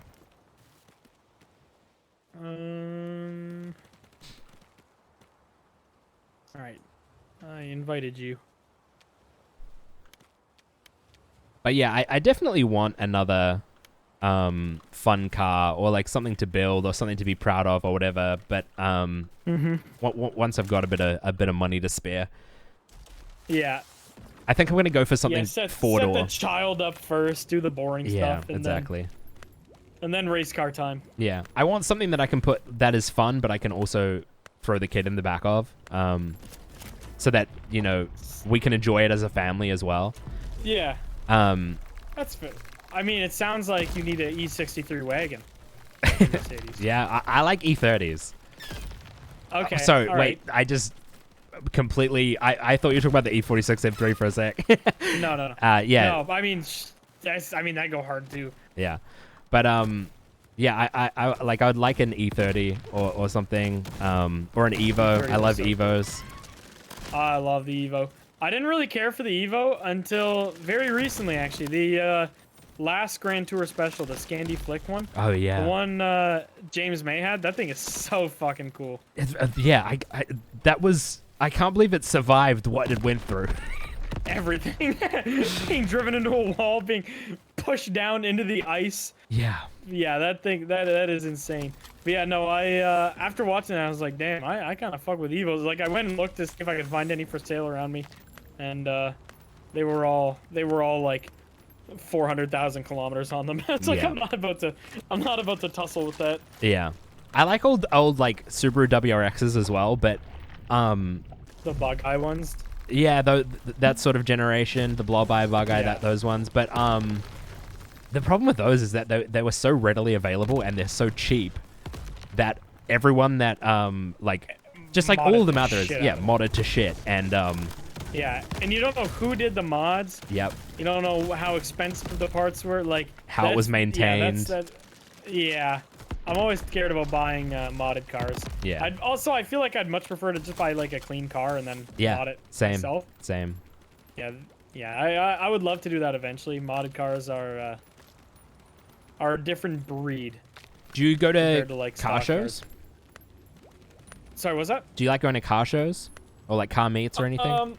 So whenever we're in Tennessee, I love to do that because the car community in Tennessee, like especially around like Franklin and Nashville area, it's so good. There's like the assholes I was talking about, how like scare me away from Gumball and shit. Yep. None of them there. Like there's dudes with more money than I will make in a fucking lifetime. Like that's like their monthly income. Yeah. Like there's one guy there who's just got like multiple Bugattis, Paganis, CGTs, 599 GT. Like he has an insane collection. Super nice dude. Yeah. Like just nothing douchey whatsoever about him. So yeah, the Nashville car scene, I always go to their meets. Keller hosts them. He has a thing called More Meets, and because that's his last name, and yeah, he does crazy ass meets as well. But that's the only time I do. I don't go into any local ones just because, number one, I don't really want like to be recognized. Yeah. Too much around where I live. Yep, that's fair. And then also the community around me is kind of mid. It's kind of just like straight pipe Chargers and Challengers, which kind of get old after the 14th one you've seen drive into a crowd. So yeah, so we don't have Challengers and Chargers here, but we have like an equivalent car, and they're owned by the same sorts of people, like Holdens and Fords here. Just like I was V8. gonna say you guys have the Holdens there. Yeah, I which will say, are though, cool. The Utes you guys have are fucking awesome. The V8 Utes. Yeah. Those things are so cool. I really like those, and I would own one. But yeah, the sorts of people that own those are like. I do own them. Yeah. Yeah, they're those sorts of people. Yeah. It's I don't like judging people by their car, but I'm gonna be honest. A lot of the time, I judge people by their car. I mean, especially when it's like, it's just a base model Challenger with the entire exhaust guts just ripped out. Like, yeah. it's not really a mod. You're kind of just like being an asshole to people because their car is really loud. Yeah. But yeah, it's just boring seeing the same cars. Downtown too. Sorry, what was that? It's just boring seeing the same cars over and over. I get that as well. Yeah, it is. Yeah, for sure. But yeah, no, I do love the idea of car meets and stuff. Yeah. They're a good time. But also a lot of fuck shit happens at them too, and I don't really particularly like getting arrested and looped in with morons doing burnouts. Yeah, I agree with that. I went to a like car cruise. I just like found some random people on Instagram, and they were like, "Hey, come for a cruise with us." And I was like, "You know what? I'm gonna put myself out there. I don't know anyone in this city. I'm gonna do it. Why not?" And I went for a cruise with these guys. That's kind of sick. And it was really fun. But at the end, we went to this spot that is like, you know, a place that people generally go to like hang out with their cars. And there was just these drunk dudes that were going around like trying to start fights and stuff, and then it ended up in a fight and someone got arrested, and it was just like it didn't ruin the night, but like that moment was like, oh, this is awful. Like this is the side of car culture that I hate. Yeah, and the problem is that shit happens like every time. Like there's always somebody doing something stupid. Yeah. Problem is it's exactly like YouTube or Twitch or whatever. You give somebody a little bit of money and a little bit of ego, and you know people are gonna do dumb shit. Yep. It's just unavoidable. Yeah. So. But Speaking, yeah, I try not to focus on that part of car culture and just the fun parts. Yeah. Speaking of like YouTube and meets and stuff, do you enjoy going to like conventions and stuff like that and spending time around like fans and also other creators? Yeah, I love that shit. I mean, like some of my, best memories are with friends at conventions and same. Doing shit and just whether it's the party you guys hosted or like just hanging out in a hotel room with Grizzy or something. Like just being around friends that you like talk to all the time on the internet but then don't get to see in person. Like something about that is so nice. The fan thing I really do like. 99% of the time it's amazing, and I appreciate people showing up, and it's wild that people actually sit there and wait in line to come say hi to me. But you just get a lot of weird people too. Like you get a lot of people who like say and do things they really shouldn't be saying or doing. Yep. And they forget that you're like a human being that they just met, and I don't know. It's just weird. Like especially fans getting like too touchy or something like that shit. Weirds me out. Like I'm down for like, hey, nice to meet you. Thank you for supporting me. Here's a little hug, whatever. But they'll just, I don't know. People are just fucking weirdos. Yeah. But I do love that side of YouTube. It's cool feeling like a little celebrity for a day and then going back to your chair and not being a celebrity anymore. Because 99% of being a celebrity sounds like hell on earth, to be honest. But being able to like subject yourself to it when you want to is kind of fun. Yeah, it's so true. Like I get recognized not super often, but every time it does happen, it's like, oh, this is nice. But yeah, if it was like everywhere that you went, you were oh, it'd be hell. Yeah, it'd be so unpleasant. No, not good. Especially like if you just want to like go to the store and grab something really quick and then come back. Like always worrying about people like running into you that are fans, and you're just fresh out of bed, not exactly in a look that you'd want your fans to see you in. It's tough. Yeah, exactly. Yeah, I haven't had any super bad experiences. The only one I had that was really bad is I still lived at my parents' house at this point, and somebody left a note on their front porch saying like, I don't know, it was fucking weird. They were saying like they fucking crank their hog to my videos while petting their cat or some weird shit. Oh, that's very weird. Yeah, and I just gave it to the police, and that was that. They never did it again. Yeah. But that was weird. But other than that, I haven't had too many bad fan experiences, other than like awkward shit that happens that's unavoidable. Yeah. Yeah, I would say the same. I haven't really had bad experiences. It is mainly just awkward stuff. Although I suppose the only like bad experiences, I guess, would be people that like people that try to befriend me without like me knowing that they're fans, and then like finding out that they have like ulterior motives because of it. Like that's that's happened a few times. That happens a lot. Yeah. I feel like that happens at least once every single year that I go to. Yeah. Because I still go to PAX every year, and I feel like that at least once every year does that happen. Yeah.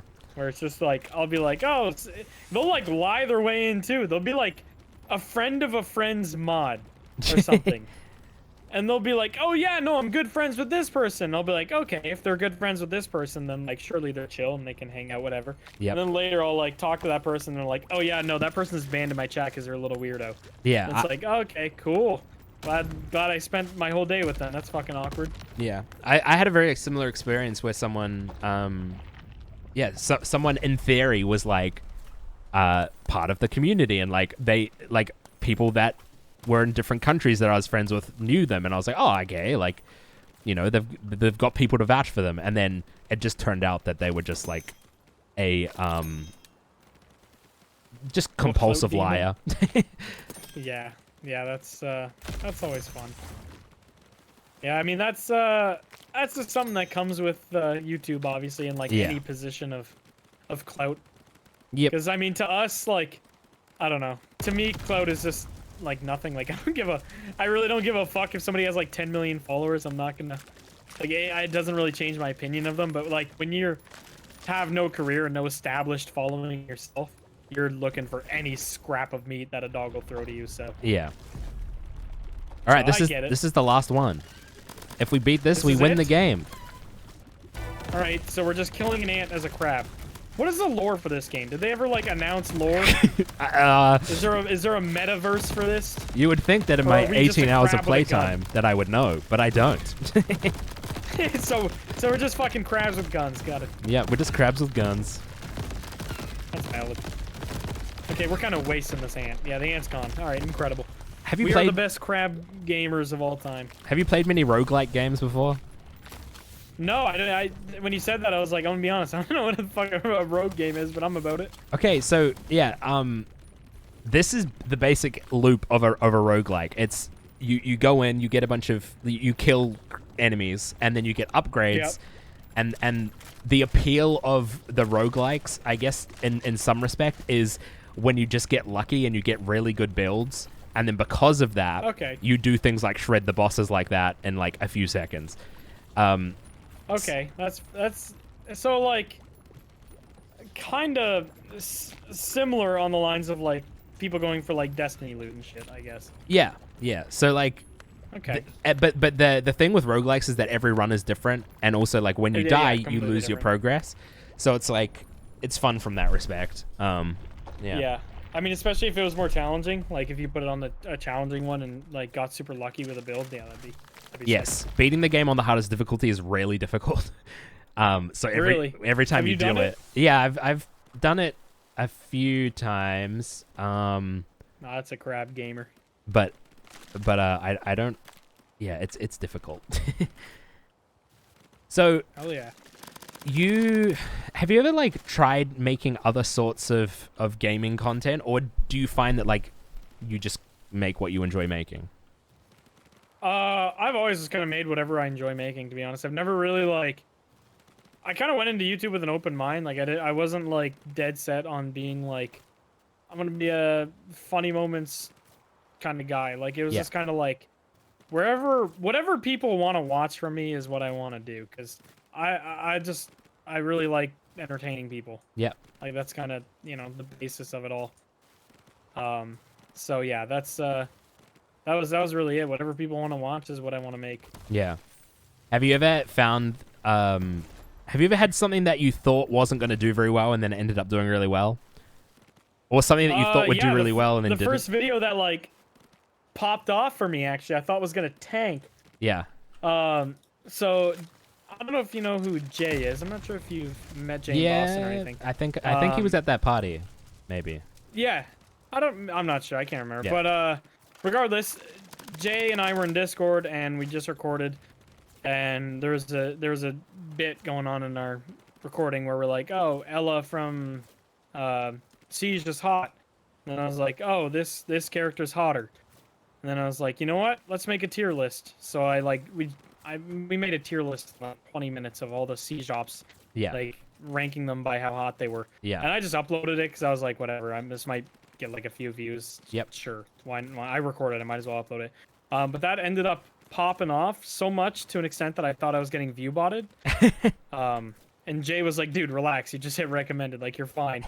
But I was like actually panicking. Like, I like started texting him and freaking out. And I was like, dude, should I like try to find somebody from YouTube, like a YouTube rep or some shit? He's like, no, you just hit recommended. You're fine. Because like all my videos would get like 2,000 views at that point. Yeah. And that video within the first 24 hours was at like 100K. Jesus. And I was like, dude, this is fucking insane. Yeah. So yeah, that I thought wouldn't work at all. And then I tried it again somewhat recently, and it tanked. Yeah. So, so I couldn't catch lightning in a bottle twice, just once. Yeah, that's the thing with YouTube. It is catching lightning in a bottle. It's like every now and again something Literally just happens. Hope you're lucky. Yeah. Yep. Yeah. Yeah, it's so odd because there's like literally no way to tell. Like half the time I'll upload a video and I'm like, this video is gonna do shit, but I've paid my editor. I think it's funny, whatever. I want to upload it, just upload it. And I'll think it's going to do ass. And then I'll check in the morning. It's like, oh, that video is 1 out of 10. What the fuck? Yeah. Why? And it's just like, YouTube is so weird with stuff like that. Or vice versa. I'll upload a video and be like, this is one of my favorites in a long time. The thumbnail's good, title's good. This video's going to bang. And then it's just tanks. Yeah. And it's like, what the fuck? Yeah, it's, I don't know. It's fickle. Yeah, it's a for very sure. fickle career.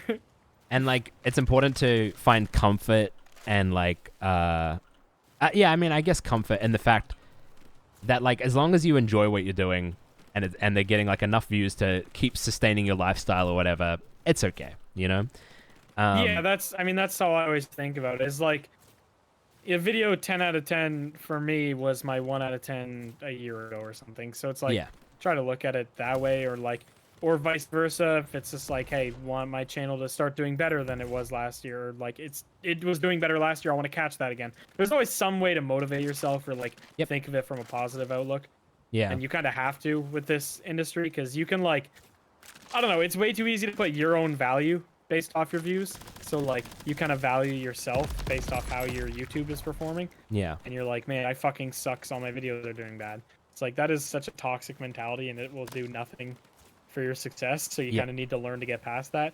And that's with any like entrepreneurship type job. Yep. Like whether you're starting a business or whatever it is, like, I don't know. You gotta take the wins and you gotta take the losses, because you're gonna get a lot of both. Yeah, for sure.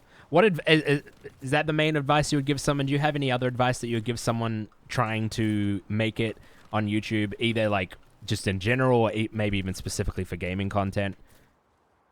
My just in general is just keep trying. Like, I can't even tell you how sad it is. Like, almost majority of the people that I like first started my YouTube channel with, they don't upload anymore. Like some of them, a lot of them do, but they mostly, try to find other avenues to make money on the internet, whatever.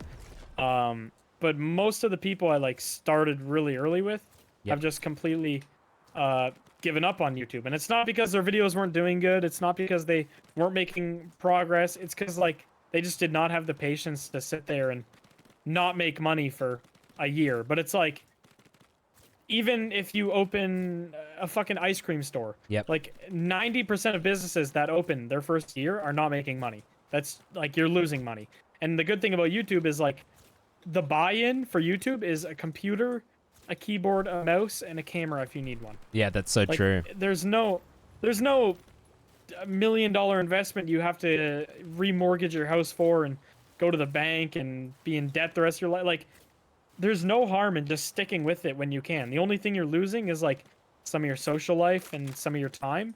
But if you genuinely love it, then like the time shouldn't really be a problem. Yeah. And if you have friends who don't suck, the social life shouldn't be a problem. They'll be there waiting when you are done pursuing what you want to pursue. Yeah. So I just keep trying is all I'd say, because I guarantee every single one of my YouTube friends that quit early on would probably still be here making content with me today, having their own version of success. Yeah. And yeah, so don't give up. Don't compare yourself. Just that's the worst thing. Just have fun. It's so just hard to realize not that most compare people yourself. watching. Yeah, I think like also people take it too seriously. You got to realize most people watching YouTube aren't sitting there being fucking scholars dissecting everything you do. Yep. Most of them are either eating or shitting. Yep. It's like, it's not that deep. Like, and if you want to make crazy video docs that are serious and you sit down with a bag of popcorn, be my guest. But that's like 5% of YouTube. If you're making like gaming content or something, or like people are just trying to watch something in the background while they check their emails. Like, Yeah. So, yeah, I don't know. I think people just need to learn to have fun with it, not take it too seriously, and also just don't give up and compare yourself to shit. Yep.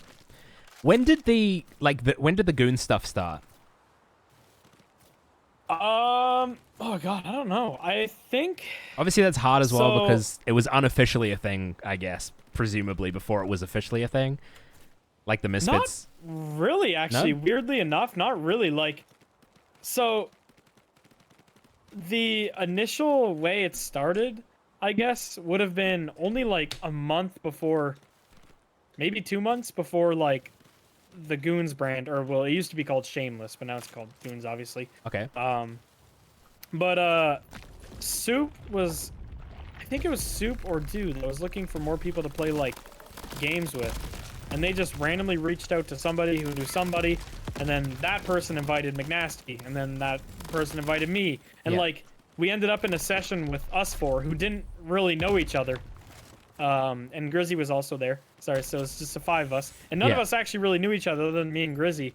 We just, through mutual friends, just kept ending up in sessions, and then we're like, fuck it, we'll just play our own session. And yeah, that's how that came to be. I think that would have been like 2019, maybe 2018. And then they started the podcast, just Soup, Do, and Nasty. Yep. And then on episode 3, I think it was, they had me and Grizzy come on. Yeah. And everyone really liked it, and we all vibed together, obviously, pretty well. Yeah. So they asked me and Grizzy to join. Grizzy said no. I said that sounds like free money. So I said yes, and now here we are. Do you enjoy doing the podcast? Yes and no. I mean, I love it in the sense of, like, it gives me an excuse to sit down with 3 of my best friends and talk about whatever the fuck. Yep. But also that's a double-edged sword because they're 3 of my best friends and I fucking record with them like 4 times a week. Yeah. So it's like, what the hell do you talk about on episode 140? Yep, that was the And problem I'm the sure Misfits had. I'm sure the Misfits ran into the same shit. And it's like, the only thing we're lucky with, where like the Misfits don't have, is you guys obviously lived near each other for most of, the podcast era. You guys lived either near each other or with each other. So it's not like you guys, one of you separately was doing something interesting on the weekend, or going to Boston. Because if one of you is going to Boston, you're all fucking going to Boston. Yeah. So it's just like you guys didn't have that to talk about. Luckily with the Goons is we are literally on 4 separate parts of the country. Yeah. And me being in a completely different country. So it's always like, oh, well, what'd you do this week? And Soup usually did something fucking wild and redneck. And I don't know, wrote another Grammy-nominated song. And McNasty drank a Diet Coke. So it's just like, I don't know, we always have something going on that we didn't know about. So we have that. But the podcast is fun. It's tiring in a sense of like, God, I just don't feel like sitting here and talking for like an hour and a half today with these fucking 3 idiots. But on the same time, I do genuinely like talking to people, so it's nice. Do you have It's hard to complain. Do you have like a specific type of podcast that you enjoy? Because I assume like, do you get guests on sometimes? And yeah, we get guests on. We honestly, like, I would say we're pretty much what you guys were doing to the same extent. We're like, maybe you'd have a guest on sometimes, and then if you didn't, it'd be like, okay, well, let's try to find at least one thing going on that's topical right now, or like I saw a weird article about a guy, I don't know, getting fucked by a horse. There's always something wild going on in the world, so look for that, or do Q&As or something. So not super far off from what the Misfits are doing. And I genuinely think that's I mean, if you ever have McNasty on, I think Misfits were some of his original inspirations for wanting a podcast. Yeah. Yeah. So, do you enjoy doing the solo? I mean, the podcast with just the guys more, or do you enjoy the ones where you have guests on? It depends on the guest. If it's somebody that we like, let's say Yummy, because he's always on our podcast, and he's somebody that we record with all the time. When he's on the podcast, I'm like, this is just the fucking same. It's like, it's just this guest is just one of us. He's like an extra finger growing off of our hand. Like we already, there's nothing new or interesting. When we have a guest that's like a really interesting person that I've like we had, do you know who Polyphia is? Yes. I still think my favorite episode was we had Tim Henson from Polyphia. What does he play? Cool Sorry, what was that? What does he play in Polyphia? He's the lead guitarist. He's the one that the crazy one. Yeah. Yeah, he's crazy good at guitar. I mean, that whole band is fucking insane. Yeah. Yeah, he's just built different, that guy. But it was super cool because obviously like all of the Goons are musicians. So hearing, life from somebody who could have been our life, like if we didn't have YouTube, I think 4 out of 4 of us would have probably tried to just be musician in life. So to hear what would have, what our lives could have been like if we pursued that was super cool. Yeah. And he was a super interesting person. But then we've also had guests that like they've come on, and like a lot of the reason people like, content like ours and, Misfits and everything is that it's just kind of like brain rot in a sense where like we have such good chemistry and we just laugh at the stupidest shit together, and it just kind of reminds you of like your Xbox Live party with your friends when you were 16. Yeah, it's like that same energy. So sometimes when we have a guest, it kind of throws that energy off. Yep, that makes sense. No fault of their own. They just like they have a normal functioning brain and don't think laughing at like they don't laugh at the word horse knuckle or something fucking stupid. And it's just like, okay, it's just weird vibes now. Yeah. So I'm 50-50 with guests. I really like it, but I also like that, there's a reason that the podcast is us for. Yep. And it's because we have good chemistry and we laugh at each other. So mixed reviews there. That makes sense. Yeah. How about you guys? Did you guys find your experiences better with guests, or did you guys like just you guys better? I mean, I agree with what you're saying. I really enjoy having guests on, and just in general, because I like talking to people. I like, finding out what what people's lives are like, and hearing about new people. And it's also just like, I guess, like you said, the Misfits all lived together. We lived in the same area and all that stuff, and having someone on was like, I guess, like a little bit of a break from a change of pace. Yeah, it means that we're actually talking to someone that we don't know everything about already. Yeah, for sure. But yeah, I've always found the idea of interviewing people really interesting, which is why I started this sort of thing, because I was like, oh, why not just try it and see how it goes? Yeah. Yeah, I mean, I'm about it. I think it's dope, personally. Thank you. But I watched a bit of yours with Cryos. Yeah. Series 1 hard. I think it's a good series. I think it's a good idea. And I mean, not many people like do this format much on YouTube. Just very like almost chill. Because it is kind of podcasty in a sense, but like I don't know, a little more interactive with the crab in the background, I suppose. Yeah. Well, are you still playing, by the way? I'm jumping around the map. Yeah. Trying to get that crown that's on that fucking post. I've fallen about 200 times. I got that before. I guess I'm just better, just built different, I suppose. I literally, since the thing ended, I've been trying to do that. Well, I've been so focused on it. I hope you make it. I'm just messing around in an actual run.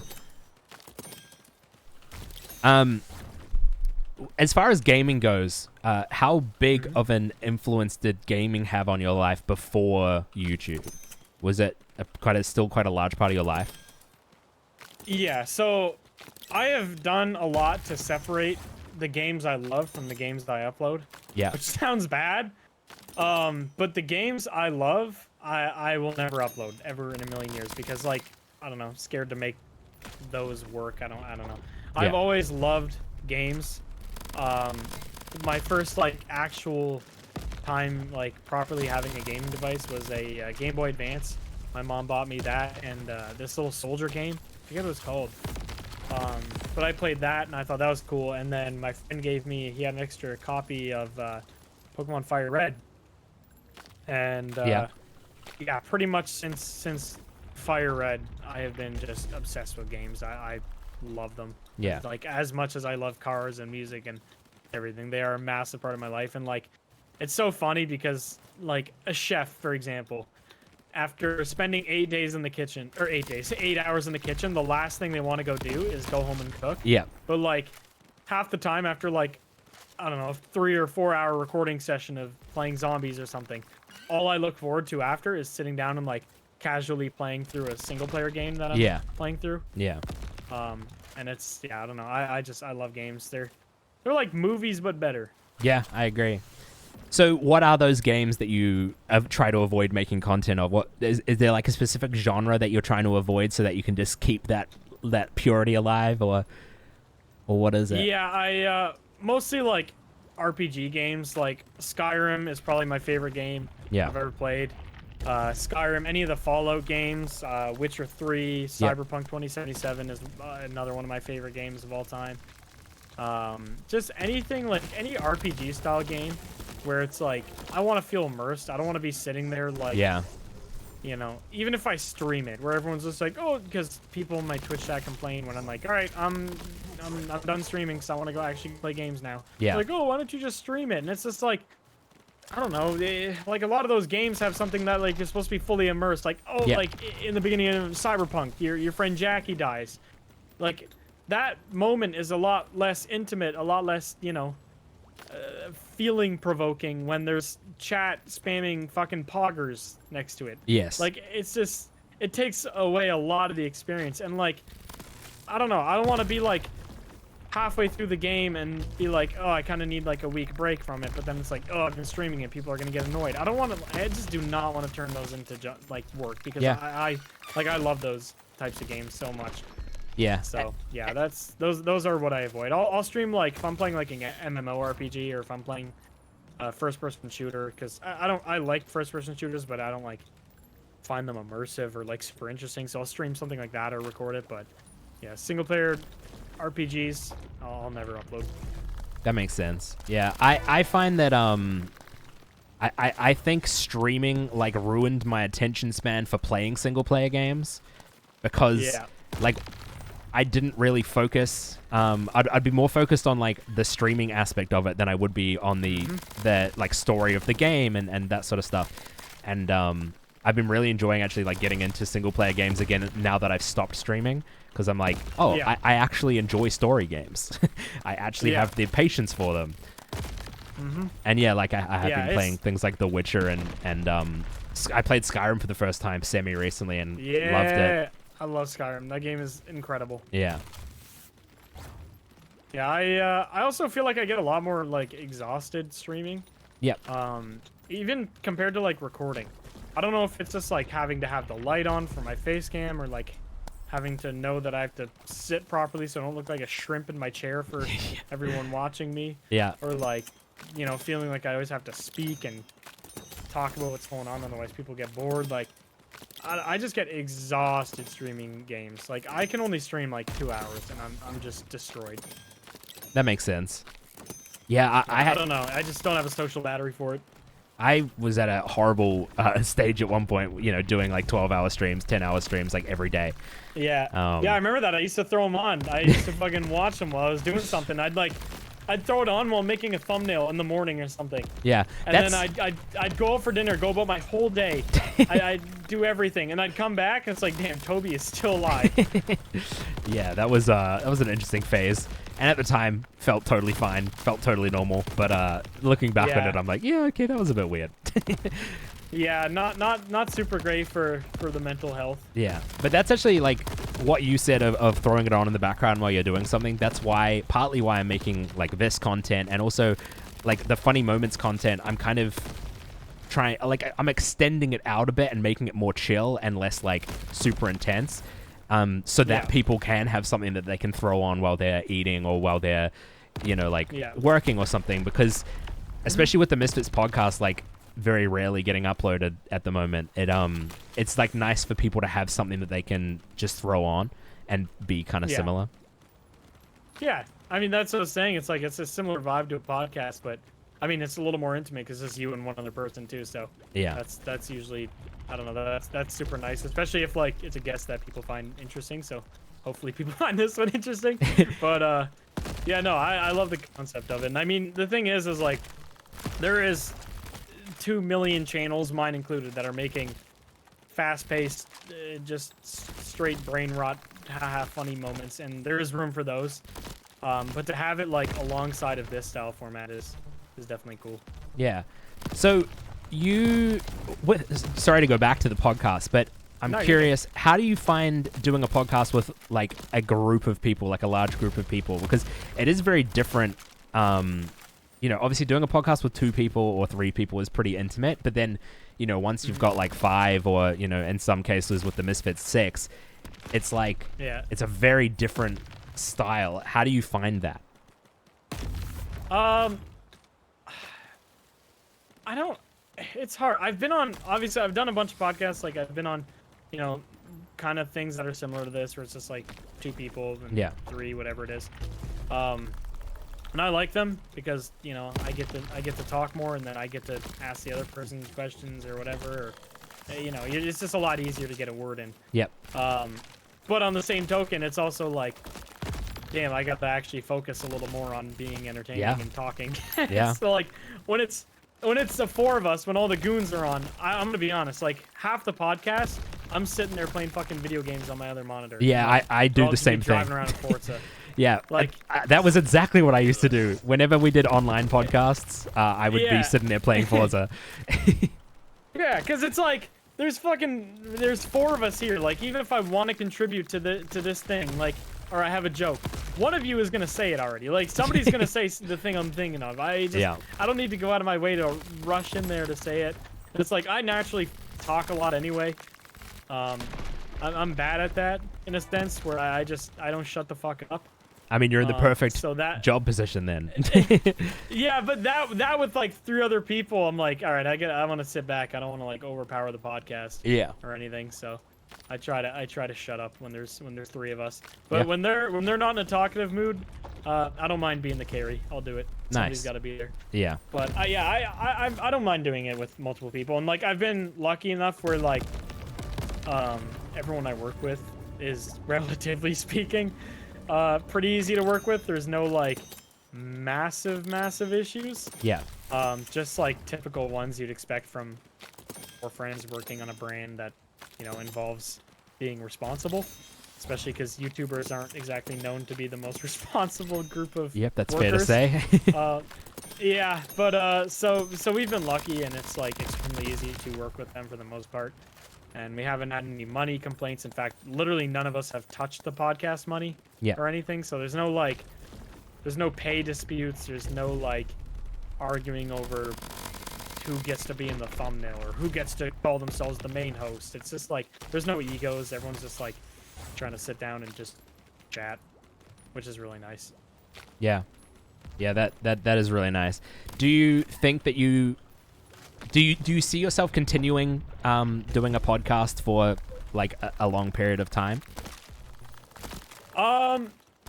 Again, it kind of comes down to a business decision, which I know a lot of people don't like hearing because people like to pretend YouTube isn't a business for some reason. But like I said, I literally went to business school, so business is something I am interested in, and I look at pretty much everything as a, you know, risk-reward factor or time drain factor. So as long as the podcast, that 1 hour a week that it takes, as long as that is making what I would consider fair money for 1 hour a week, I would be down to do it. That makes sense. Because it's like, I gotta show up and I gotta talk. That's not a bad gig. Like, for sure. You know, if that was my full-time job, I can't really. I'd struggle to find things to complain about, I think. Yeah. So you went to business school. Yeah. That's interesting. Did you what were your intentions when studying that? Like, did you have a goal? I'm gonna be honest, no idea. So I was done automotive engineering and technology. I did that, and I thought that was great. That was fun. I don't really want to be an engineer though. I'm gonna be honest. It's basically doing math 24/7, and then nowadays it's basically programming and Yeah. all sorts of shit and working with electronics. And I really hated electronical engineering. I'm very bad at electronical engineering. So I just realized being an actual engineer was not gonna be my future. Yep. So I was like, all right, well, I did the car thing halfway, so maybe I can get a job at a dealership or at a at a big car company working in a head office somewhere. Yep. Doing something car related. I know how they work. I know what people, car enthusiasts like. I know what boring people who don't care about cars like. And so I was like, all right, as long as I get a business degree, surely that looks better on a resume. So when I do go apply to Porsche, I can I have a little bit more under my belt. So that's the only reason I went. Yeah. But also I am just interested in business. I mean, Yeah. I like I said, money's cool, and I enjoy having money. Money Yep. it's a great tool. So I've always been interested on that side of life of like, how to make money doing, the least work possible. Yeah. So Are you interested in that's the life goal? Are you interested in investing as well? I'm gonna be honest, I was, and I got really, really lucky with before I had like YouTube or anything. I put basically all my savings into a stock that I had a very strong feeling and some people that were telling me about it, and I looked into it myself, and then I sat with a financial advisor and had him basically explain how stocks work to me. Yep. And then I still really didn't know what was going on to a full extent.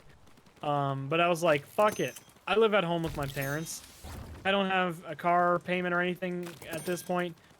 This was like right out of high school. I worked for a year, so I saved up a pretty decent amount of money, like a full year's salary essentially, because I had no expenses. Yeah. So I was like, I'm just gonna invest all that.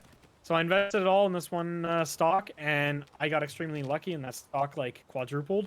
Oh wow. And I pulled all my money out, and I low-key wish I would have kept it in, because it ended up being like 12 to 15 times what I originally purchased it for. Wow. Is when it topped out. But there's no way to know that, obviously. So in my head, I was just like, this is a huge win. Yeah. I'm just gonna get out of here, and then I took that money out, and since then I have not touched the stock personally. Yeah. Okay. I've been too scared of the stock market, because I feel like I got lucky, and I'm a very unlucky person. Never go to a casino with me. I literally have the worst luck with gambling, with anything like that. Which the stocks literally are gambling, Yeah, unless you're 100%. inside trading, which is They can federal be prison time. They can be educated gambling, but it is still gambling at the end of the day. It says gambling. Yeah. Yeah. I mean, you can walk up to a roulette table and go, there's a 47% chance based on the last rolls that it's going to be black. Yeah. That's an educated guess, but it's just a fucking guess. That's true. There's no way to know. So if I do have some investments, obviously, like I have a financial advisor who, buys basic stocks that he likes, just like slow risers, nothing super risky, no crypto or anything wild. And then the next thing I want to get into, I want to buy either properties or cars. Yeah. Because I've been on a good run of cars not losing value that I've been buying. Yeah. And that's definitely like I'd love to have a physical asset. Knowing or having at least knowledge about what makes cars go up in value and what makes cars not go down in value and that sort of stuff is like a pretty good asset to have for other people. Like if you ever did decide to start selling cars, like that sort of knowledge is really nice to be able to be like, hey, look, I'm going to be honest with you. I think if you buy this car, it will not go down in value. I think you'll retain the value. And if you're like accurate with that sort of thing, then people are going to trust you and be really keen to want to work with you again in the future. 100%. Yeah, that's I've been pretty good with that, whether it's timing with the pandemic and luck, whatever it is. But I've purchased, I think, 7 cars now I've bought, and I have only lost money on one car, and it was basic car that I knew I was going to lose money on. It was a CLA 250 from Mercedes. Yeah. I bought it from factory. I expected it to lose money, whatever, not a big deal. But the Alpha, I sold exactly what I bought it for. The C63, my first one I bought, I think I made pretty decent money on that one. That or just about cut even. Yeah. The AMG GTC, I bought it right before the pandemic, and it has literally doubled in value. That's awesome. Even though I've been driving it and using it, like the Spider has gone up quite a bit. So I've been very lucky there, whether it's been good timing or whatever. But I do have a general idea of, you know, what's going to go up and what's going to go down, you know. Yep. Mass-produced things that don't have anything, you know, super interesting going on, like a 4-cylinder CLA 250 from Mercedes. Then they make fucking, whatever, 200,000 a year or something. Like, you're delusional if you think that's going to hold its value. But if you're like, you know, the C63, for example, the last naturally aspirated V8 that Mercedes will ever put in a C-Class. Yep. Like, if you know that and understand those things, you're like, yep, that's not losing value. That's a safe buy. Or like the reason I bought this C63S, like, well, the new one is a 4-cylinder, and there's way too much technology, so they're going to be extremely unreliable for the first 3 to 4 years of them existing. So I was like, all right, C63S, it's the last V8 that's going to be in the C-Class, so I think that's a safe buy. And yeah, I don't know. Just knowing basic stuff like that genuinely helps. Yeah. What's your view on electric cars? And further on that, do you think electric cars are the future, or do you think Porsche might have something else to say about that? 50-50. So I think something like a Honda Civic. I think a car like that, like not the Civic Type R, just basic Civic, something that'll get you around, be super reliable, is, you know, just a good product. I think something like that should 100% be electric. I don't see any reason why it needs to be petrol. Like, there's nothing exciting about a base Civic engine.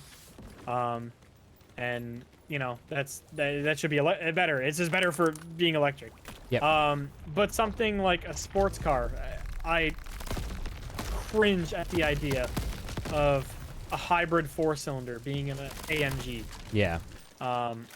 To me, that is just, it's just doesn't make much sense. It's not something I really like. Or like even Teslas, where their whole shtick is like, the problem with electric cars, I guess, goes deeper than the fact that they're electric. It's that they're too trendy. So the best, like Tesla, when Tesla came out, I thought it was, I genuinely thought it was such a sick brand. I thought it was so fucking cool. But it's exactly like an iPhone 8, where when the iPhone 8 came out, you're like, yeah, the iPhone 8 is incredible. Look how good this thing is. It's amazing. It's so much faster than last year's phone, and, you know, whatever. But then like 5 years later, an iPhone 8 is kind of dog shit. And that's what all electric cars are, which is frustrating because the whole point of electric cars is to be kinder to our environment, which is a genuine issue. And even as a car enthusiast, I don't want to see a big V8 in a regular, you know, sedan. I just like, for somebody getting to the shops and back, I think that's ridiculous. But the problem with electric cars is they are trying to heal conspicuous consumption by having more conspicuous consumption, because your battery lasts 4 years until it's bloated and needs to be replaced, and all the technology in it is all going to be e-waste in 5-10 years. And the lithium mines, the cobalt, the carbon, like it's very confusing to see that that's the direction we chose, when, as you were saying, Porsche and Volkswagen Group in general is working on synthetic fuel, which is literally, so the way it works, I'm not sure how familiar you are with it. No, I'm not. But they literally set up these giant, essentially walls. There's these big fucking walls they set up. And in these walls, it collects CO2 from the atmosphere. And through a chemical process, it literally takes emissions from the air and turns it back into fuel. It takes used fuel and turns it back into fuel. That's like one of the most incredible breakthroughs I think science has had in a long time. And it is just like being completely overshadowed because fucking Elon Musk put 12 batteries inside of a car and sent it to space. Like, it's just, I don't know. Electric cars, I see a place for them in the world for sure. Again, I think your daily little grocery getter that's not going to go super far. You're not going on 8-hour road trips with it. It's just to get around the city. I think that should be a tiny little electric car, and I think that would be amazing. And also, like, Rolls Royces and stuff, I feel like electric Rolls Royce makes complete sense. Yeah, absolutely. Like, the whole, like, even Rolls-Royce now. Their whole thing is like you can't feel gear changes, and there's instant power from this twin-turbo V12, and it's like, I mean, that's what electric cars are. They're quiet. Yep. They have no gear changes, maybe one gear, like the Porsche Taycan has gear 1 and gear 2. Yep. So maybe 2 gears, you'll feel 1 in there. And then it's instant power delivery and extremely torquey. So like something like that, yeah, I'm again fully about it. Like I'm not opposed to cars being electric by any means. I'm just opposed to it being, it's like a band-aid over a wall that's been shot with a rocket launcher. Yeah. It's just not a future-proof idea to me. And then I think the electronic waste from it is going to be brutal. But yeah, that's my hot take on electric cars. I got a lot to say about this. Is why we didn't upload the Tesla review. This was the Tesla review. You're getting the Tesla review right now. I just yelled about it, so I was mad. No, I agree. I think like I get why the average person thinks electric cars are genius, because they don't get that they aren't solving the problems that they're supposedly solving. But no. Yeah, I mean, there are definitely places for them, like you've said, and it's just a matter of hopefully them only being used in those places. I also find them extremely boring, which is very sad. I was hoping that I'd like them. So like, I guess in a way it's almost like the Supra, how you're saying, where it's like electric cars in a straight line. Like I drove a Taycan Turbo S. I got to drive it on a track. I got to drive it on the street. That's awesome. That is right now. That is from the general consensus of car reviewers and people who own them. That is the best electric car on sale as a, super saloon, and just like something you could drive on the track and around the city. Yep. And the first 4 or 5 times I did a pull in it, I was like, this is fucking insane. This car is remarkable. Yeah. And then we did a couple laps. We got lunch. I got back in the car after lunch, and I did not give a fuck about it. Yep. I literally just immediately got out, and they had a 718 Spider there for me. It was a Porsche track event. Yep. And I got in the 718 Spider, which was maybe half as fast, and I had an absolute fucking blast. And I drove that thing the whole rest of the day I was there. Did not even think about the Turbo S again. Yeah. And it's just, I don't know. It's fun to go very fast in a straight line. Like it feels like a little rocket ship, and you hear the woo with like the electric motors, and you're like, whoa, that's awesome. And then you did it like 5 times, and you're like, okay, that's cool. There's nothing to learn. There's nothing to engage with. This car is not human, and I don't care about it for that. And that's that main thing, is that like all electric cars have the exact same personality. It's just that some of them are slightly faster than the others.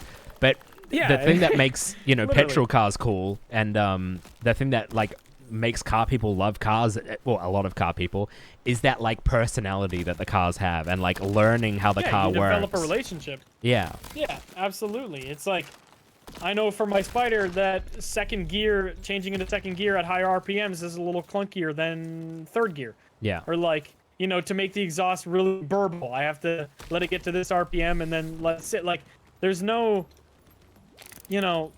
interaction with an electric car. It's either I am pressing the throttle or I'm no longer pressing the throttle. Yeah, and even exactly.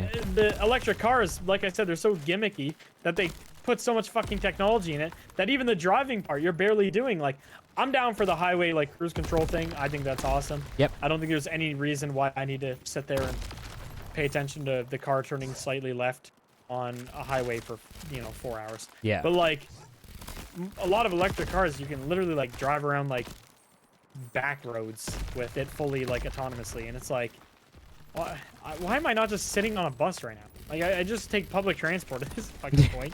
Like I'm not driving, I'm just sitting here listening to music or something. Like, if your whole thing is having an electric car because you want to be friendly to the environment, but also you want to have all the gimmicky stuff on it so you don't have to drive it, just go take a fucking train. What are you doing? Why are you spending $100,000 on it? Just go do something else. That is true. That is true. Yeah, I don't know. I got weird beef with electric cars, but that's okay. I don't know. They also just make me sad because my favorite generation of cars was between like 2005 to 2015. Yeah. I feel like that's like peak big ass V8s that are decently efficient, or like V10s, V12s. They're all like decently efficient. Like they're not just like the old American cars in the 80s where it's like, here's a 7-liter V8 that puts out 26 horsepower. Like, it's not, you know, goofy shit like that. They're actually decently efficient and, you know, they sound great and are fun. Like, that era of cars is by far my favorite. And knowing that era is, like, fully gone because people want electric cars just makes me sad. So that probably changes my outlook on them a little bit, too. Yeah, that is fair. That is fair. Is there anything that you would like to see like a car company make, or are there any car companies that you there's just like a direction that you would wish that they would go in or anything? I think honestly, if I could model every brand off what Porsche's doing, I would. Okay. Can you elaborate on that? They still offer manual. Yeah. They still offer manuals. They still offer one of the best automatics in the whole car industry. Yeah. Porsche's PDK box is unbelievable. Their manuals are unbelievable. They offer naturally aspirated engines, so if you don't like turbos. Yeah. They offer V8s. They offer 4 cylinders. They offer turbocharged. Like, they have a little bit of everything for everybody. Yeah. And I think a brand like Subaru or something, just as an example, Toyota, whoever you want to take, doing something similar would be amazing. Like, just having more things lined towards, like, I don't know. It's weird. They like, I feel like too many companies try to put everything into one car. They try making one car that's a sporty, you know, fun car, but also is super fuel efficient and good for taking the kids to school. Yeah. And I like that, like, something like Porsche has a car for each of those things, so you don't have to have one car that's, you know, two-faced. You can have 2 different cars that are perfect at, you know, doing what they're meant to do, instead of being one car that's just mediocre at doing both. Does that make sense? Yeah, completely. Yeah. Do you have anything that you could see that you wish would be improved in the, like, creator sort of space with YouTube and that sort of stuff? Is there anything that you struggle with that you wish wasn't the way it is? Honestly, I feel like YouTube and Twitch and streaming overall, I feel like are actually in a pretty good place right now. Yeah. Obviously my biggest gripe is, like, YouTube being very bad at communicating. So, like, in a normal job, if you do something incorrectly, and you didn't fully follow your boss's guidelines, you don't simply not get a paycheck. Yeah, you get a heads up and say, hey, you did this wrong. You don't spend 8 hours, and in some people's cases, fucking months, weeks working on a video just for YouTube to ambiguously take all of your money because it said you said fuck, and Coca-Cola doesn't like fuck before its ad. Yeah. Like, that is still insane to me, and I wish YouTube just had a better way to, like, be like, hey, this timestamp 11:42, you can't say sissy cuck here. Yeah, because for anyone listening that doesn't know, when your YouTube video gets demonetized or something, they don't tell you why. It's just demonetized. No, it's 50. So there's 3 different outcomes of when a video gets age restricted or demonetized. A, go fuck yourself. They just do it. You don't know why. You ask for a review. They manually review it, and they say no. They don't tell you why. That's just shove it. Good luck. Re-render your video. Try a bunch of things. Hopefully it gets monetized. The second is that it'll just say inappropriate language, and that's it. That's why you got demonetized. And it'll say, like, a few examples, and you'll be like, okay, well, none of those words are in here, so what the fuck is the inappropriate language? No idea. Good luck. Or 3, once in a blue moon. This usually only happens with age restrictions. They'll be like, yeah, when you showed this Minecraft Steve penis, that's why we age restricted it. and we get to remove that. And that's fine. I'm fine with YouTube having guidelines. I think demonetization overall isn't a bad thing. I know a lot of people look at it and were like, Adpocalypse was the worst thing that happened. But, like, before Adpocalypse, there was literally people making money off, like, Nazi propaganda videos. Like, that's not something that should be allowed to happen. So I'm not against demonetizing shit. It's just very frustrating when we're not told why. That's like the only thing I'd say. Also, creators still aren't taken seriously enough. I guess it's starting to change, like we said earlier, with like Kick. Yeah. Like, let's say a basketball player with 100K followers gets an ad. That ad is probably paying triple to quadruple what a YouTube ad is paying for an Instagram post with a YouTuber with the same amount of followers, which arguably is a better audience. Exactly. Because they're actually like, they have a human relationship with this person, whether it's, you know, parasocial or not. That's up for debate, but they like care about this person, not just that they're good at throwing basketball. Exactly.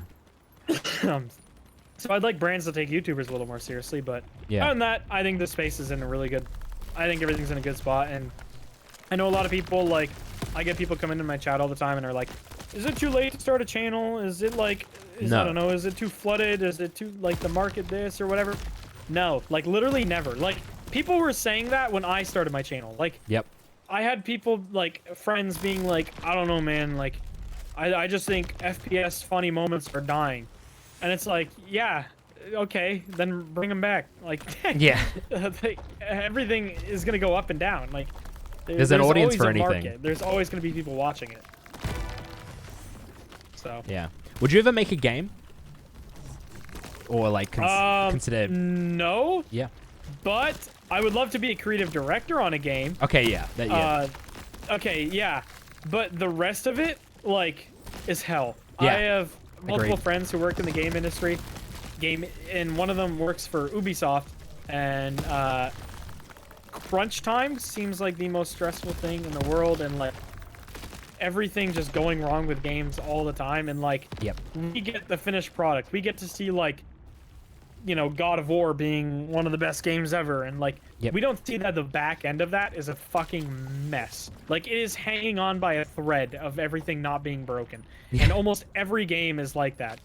And it's just like, making a game actually sounds like one of the most stressful things I could possibly think of. Yeah, but you would, if the opportunity came up where someone said, "Hey, I want to make a game for you," I'd be Todd Howard. I'd be like, yeah, make a game, and then let, you know, I want to add this. Let me know how that's going in 6 months. Give me an update. Yeah, I'd love to be like creative director and be like, I love this about games or hate this. Yeah, that would be dope. Do you have any ideas of what, like, a game that you would create would be like? What sort of things you would want in that sort of game? I'm gonna be honest. If somebody just sat me down and said, "Think of your dream game," it would be Starfield, which is the game that like Bethesda's working on right now. Yeah. So I hope to fuck that game doesn't suck ass, because like I absolutely love space. When I was a kid, I wanted to be the next Stephen Hawking, aside from like the wheelchair part. Yep, that's fair. So like I love space. I love science, physics.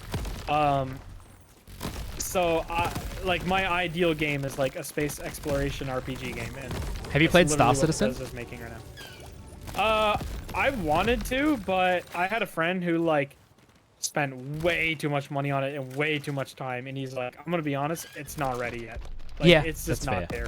It is really fun for a little bit. I'd love to. Yeah? Yeah, I've had some, like, I haven't played that much of it, and I've only ever played by myself.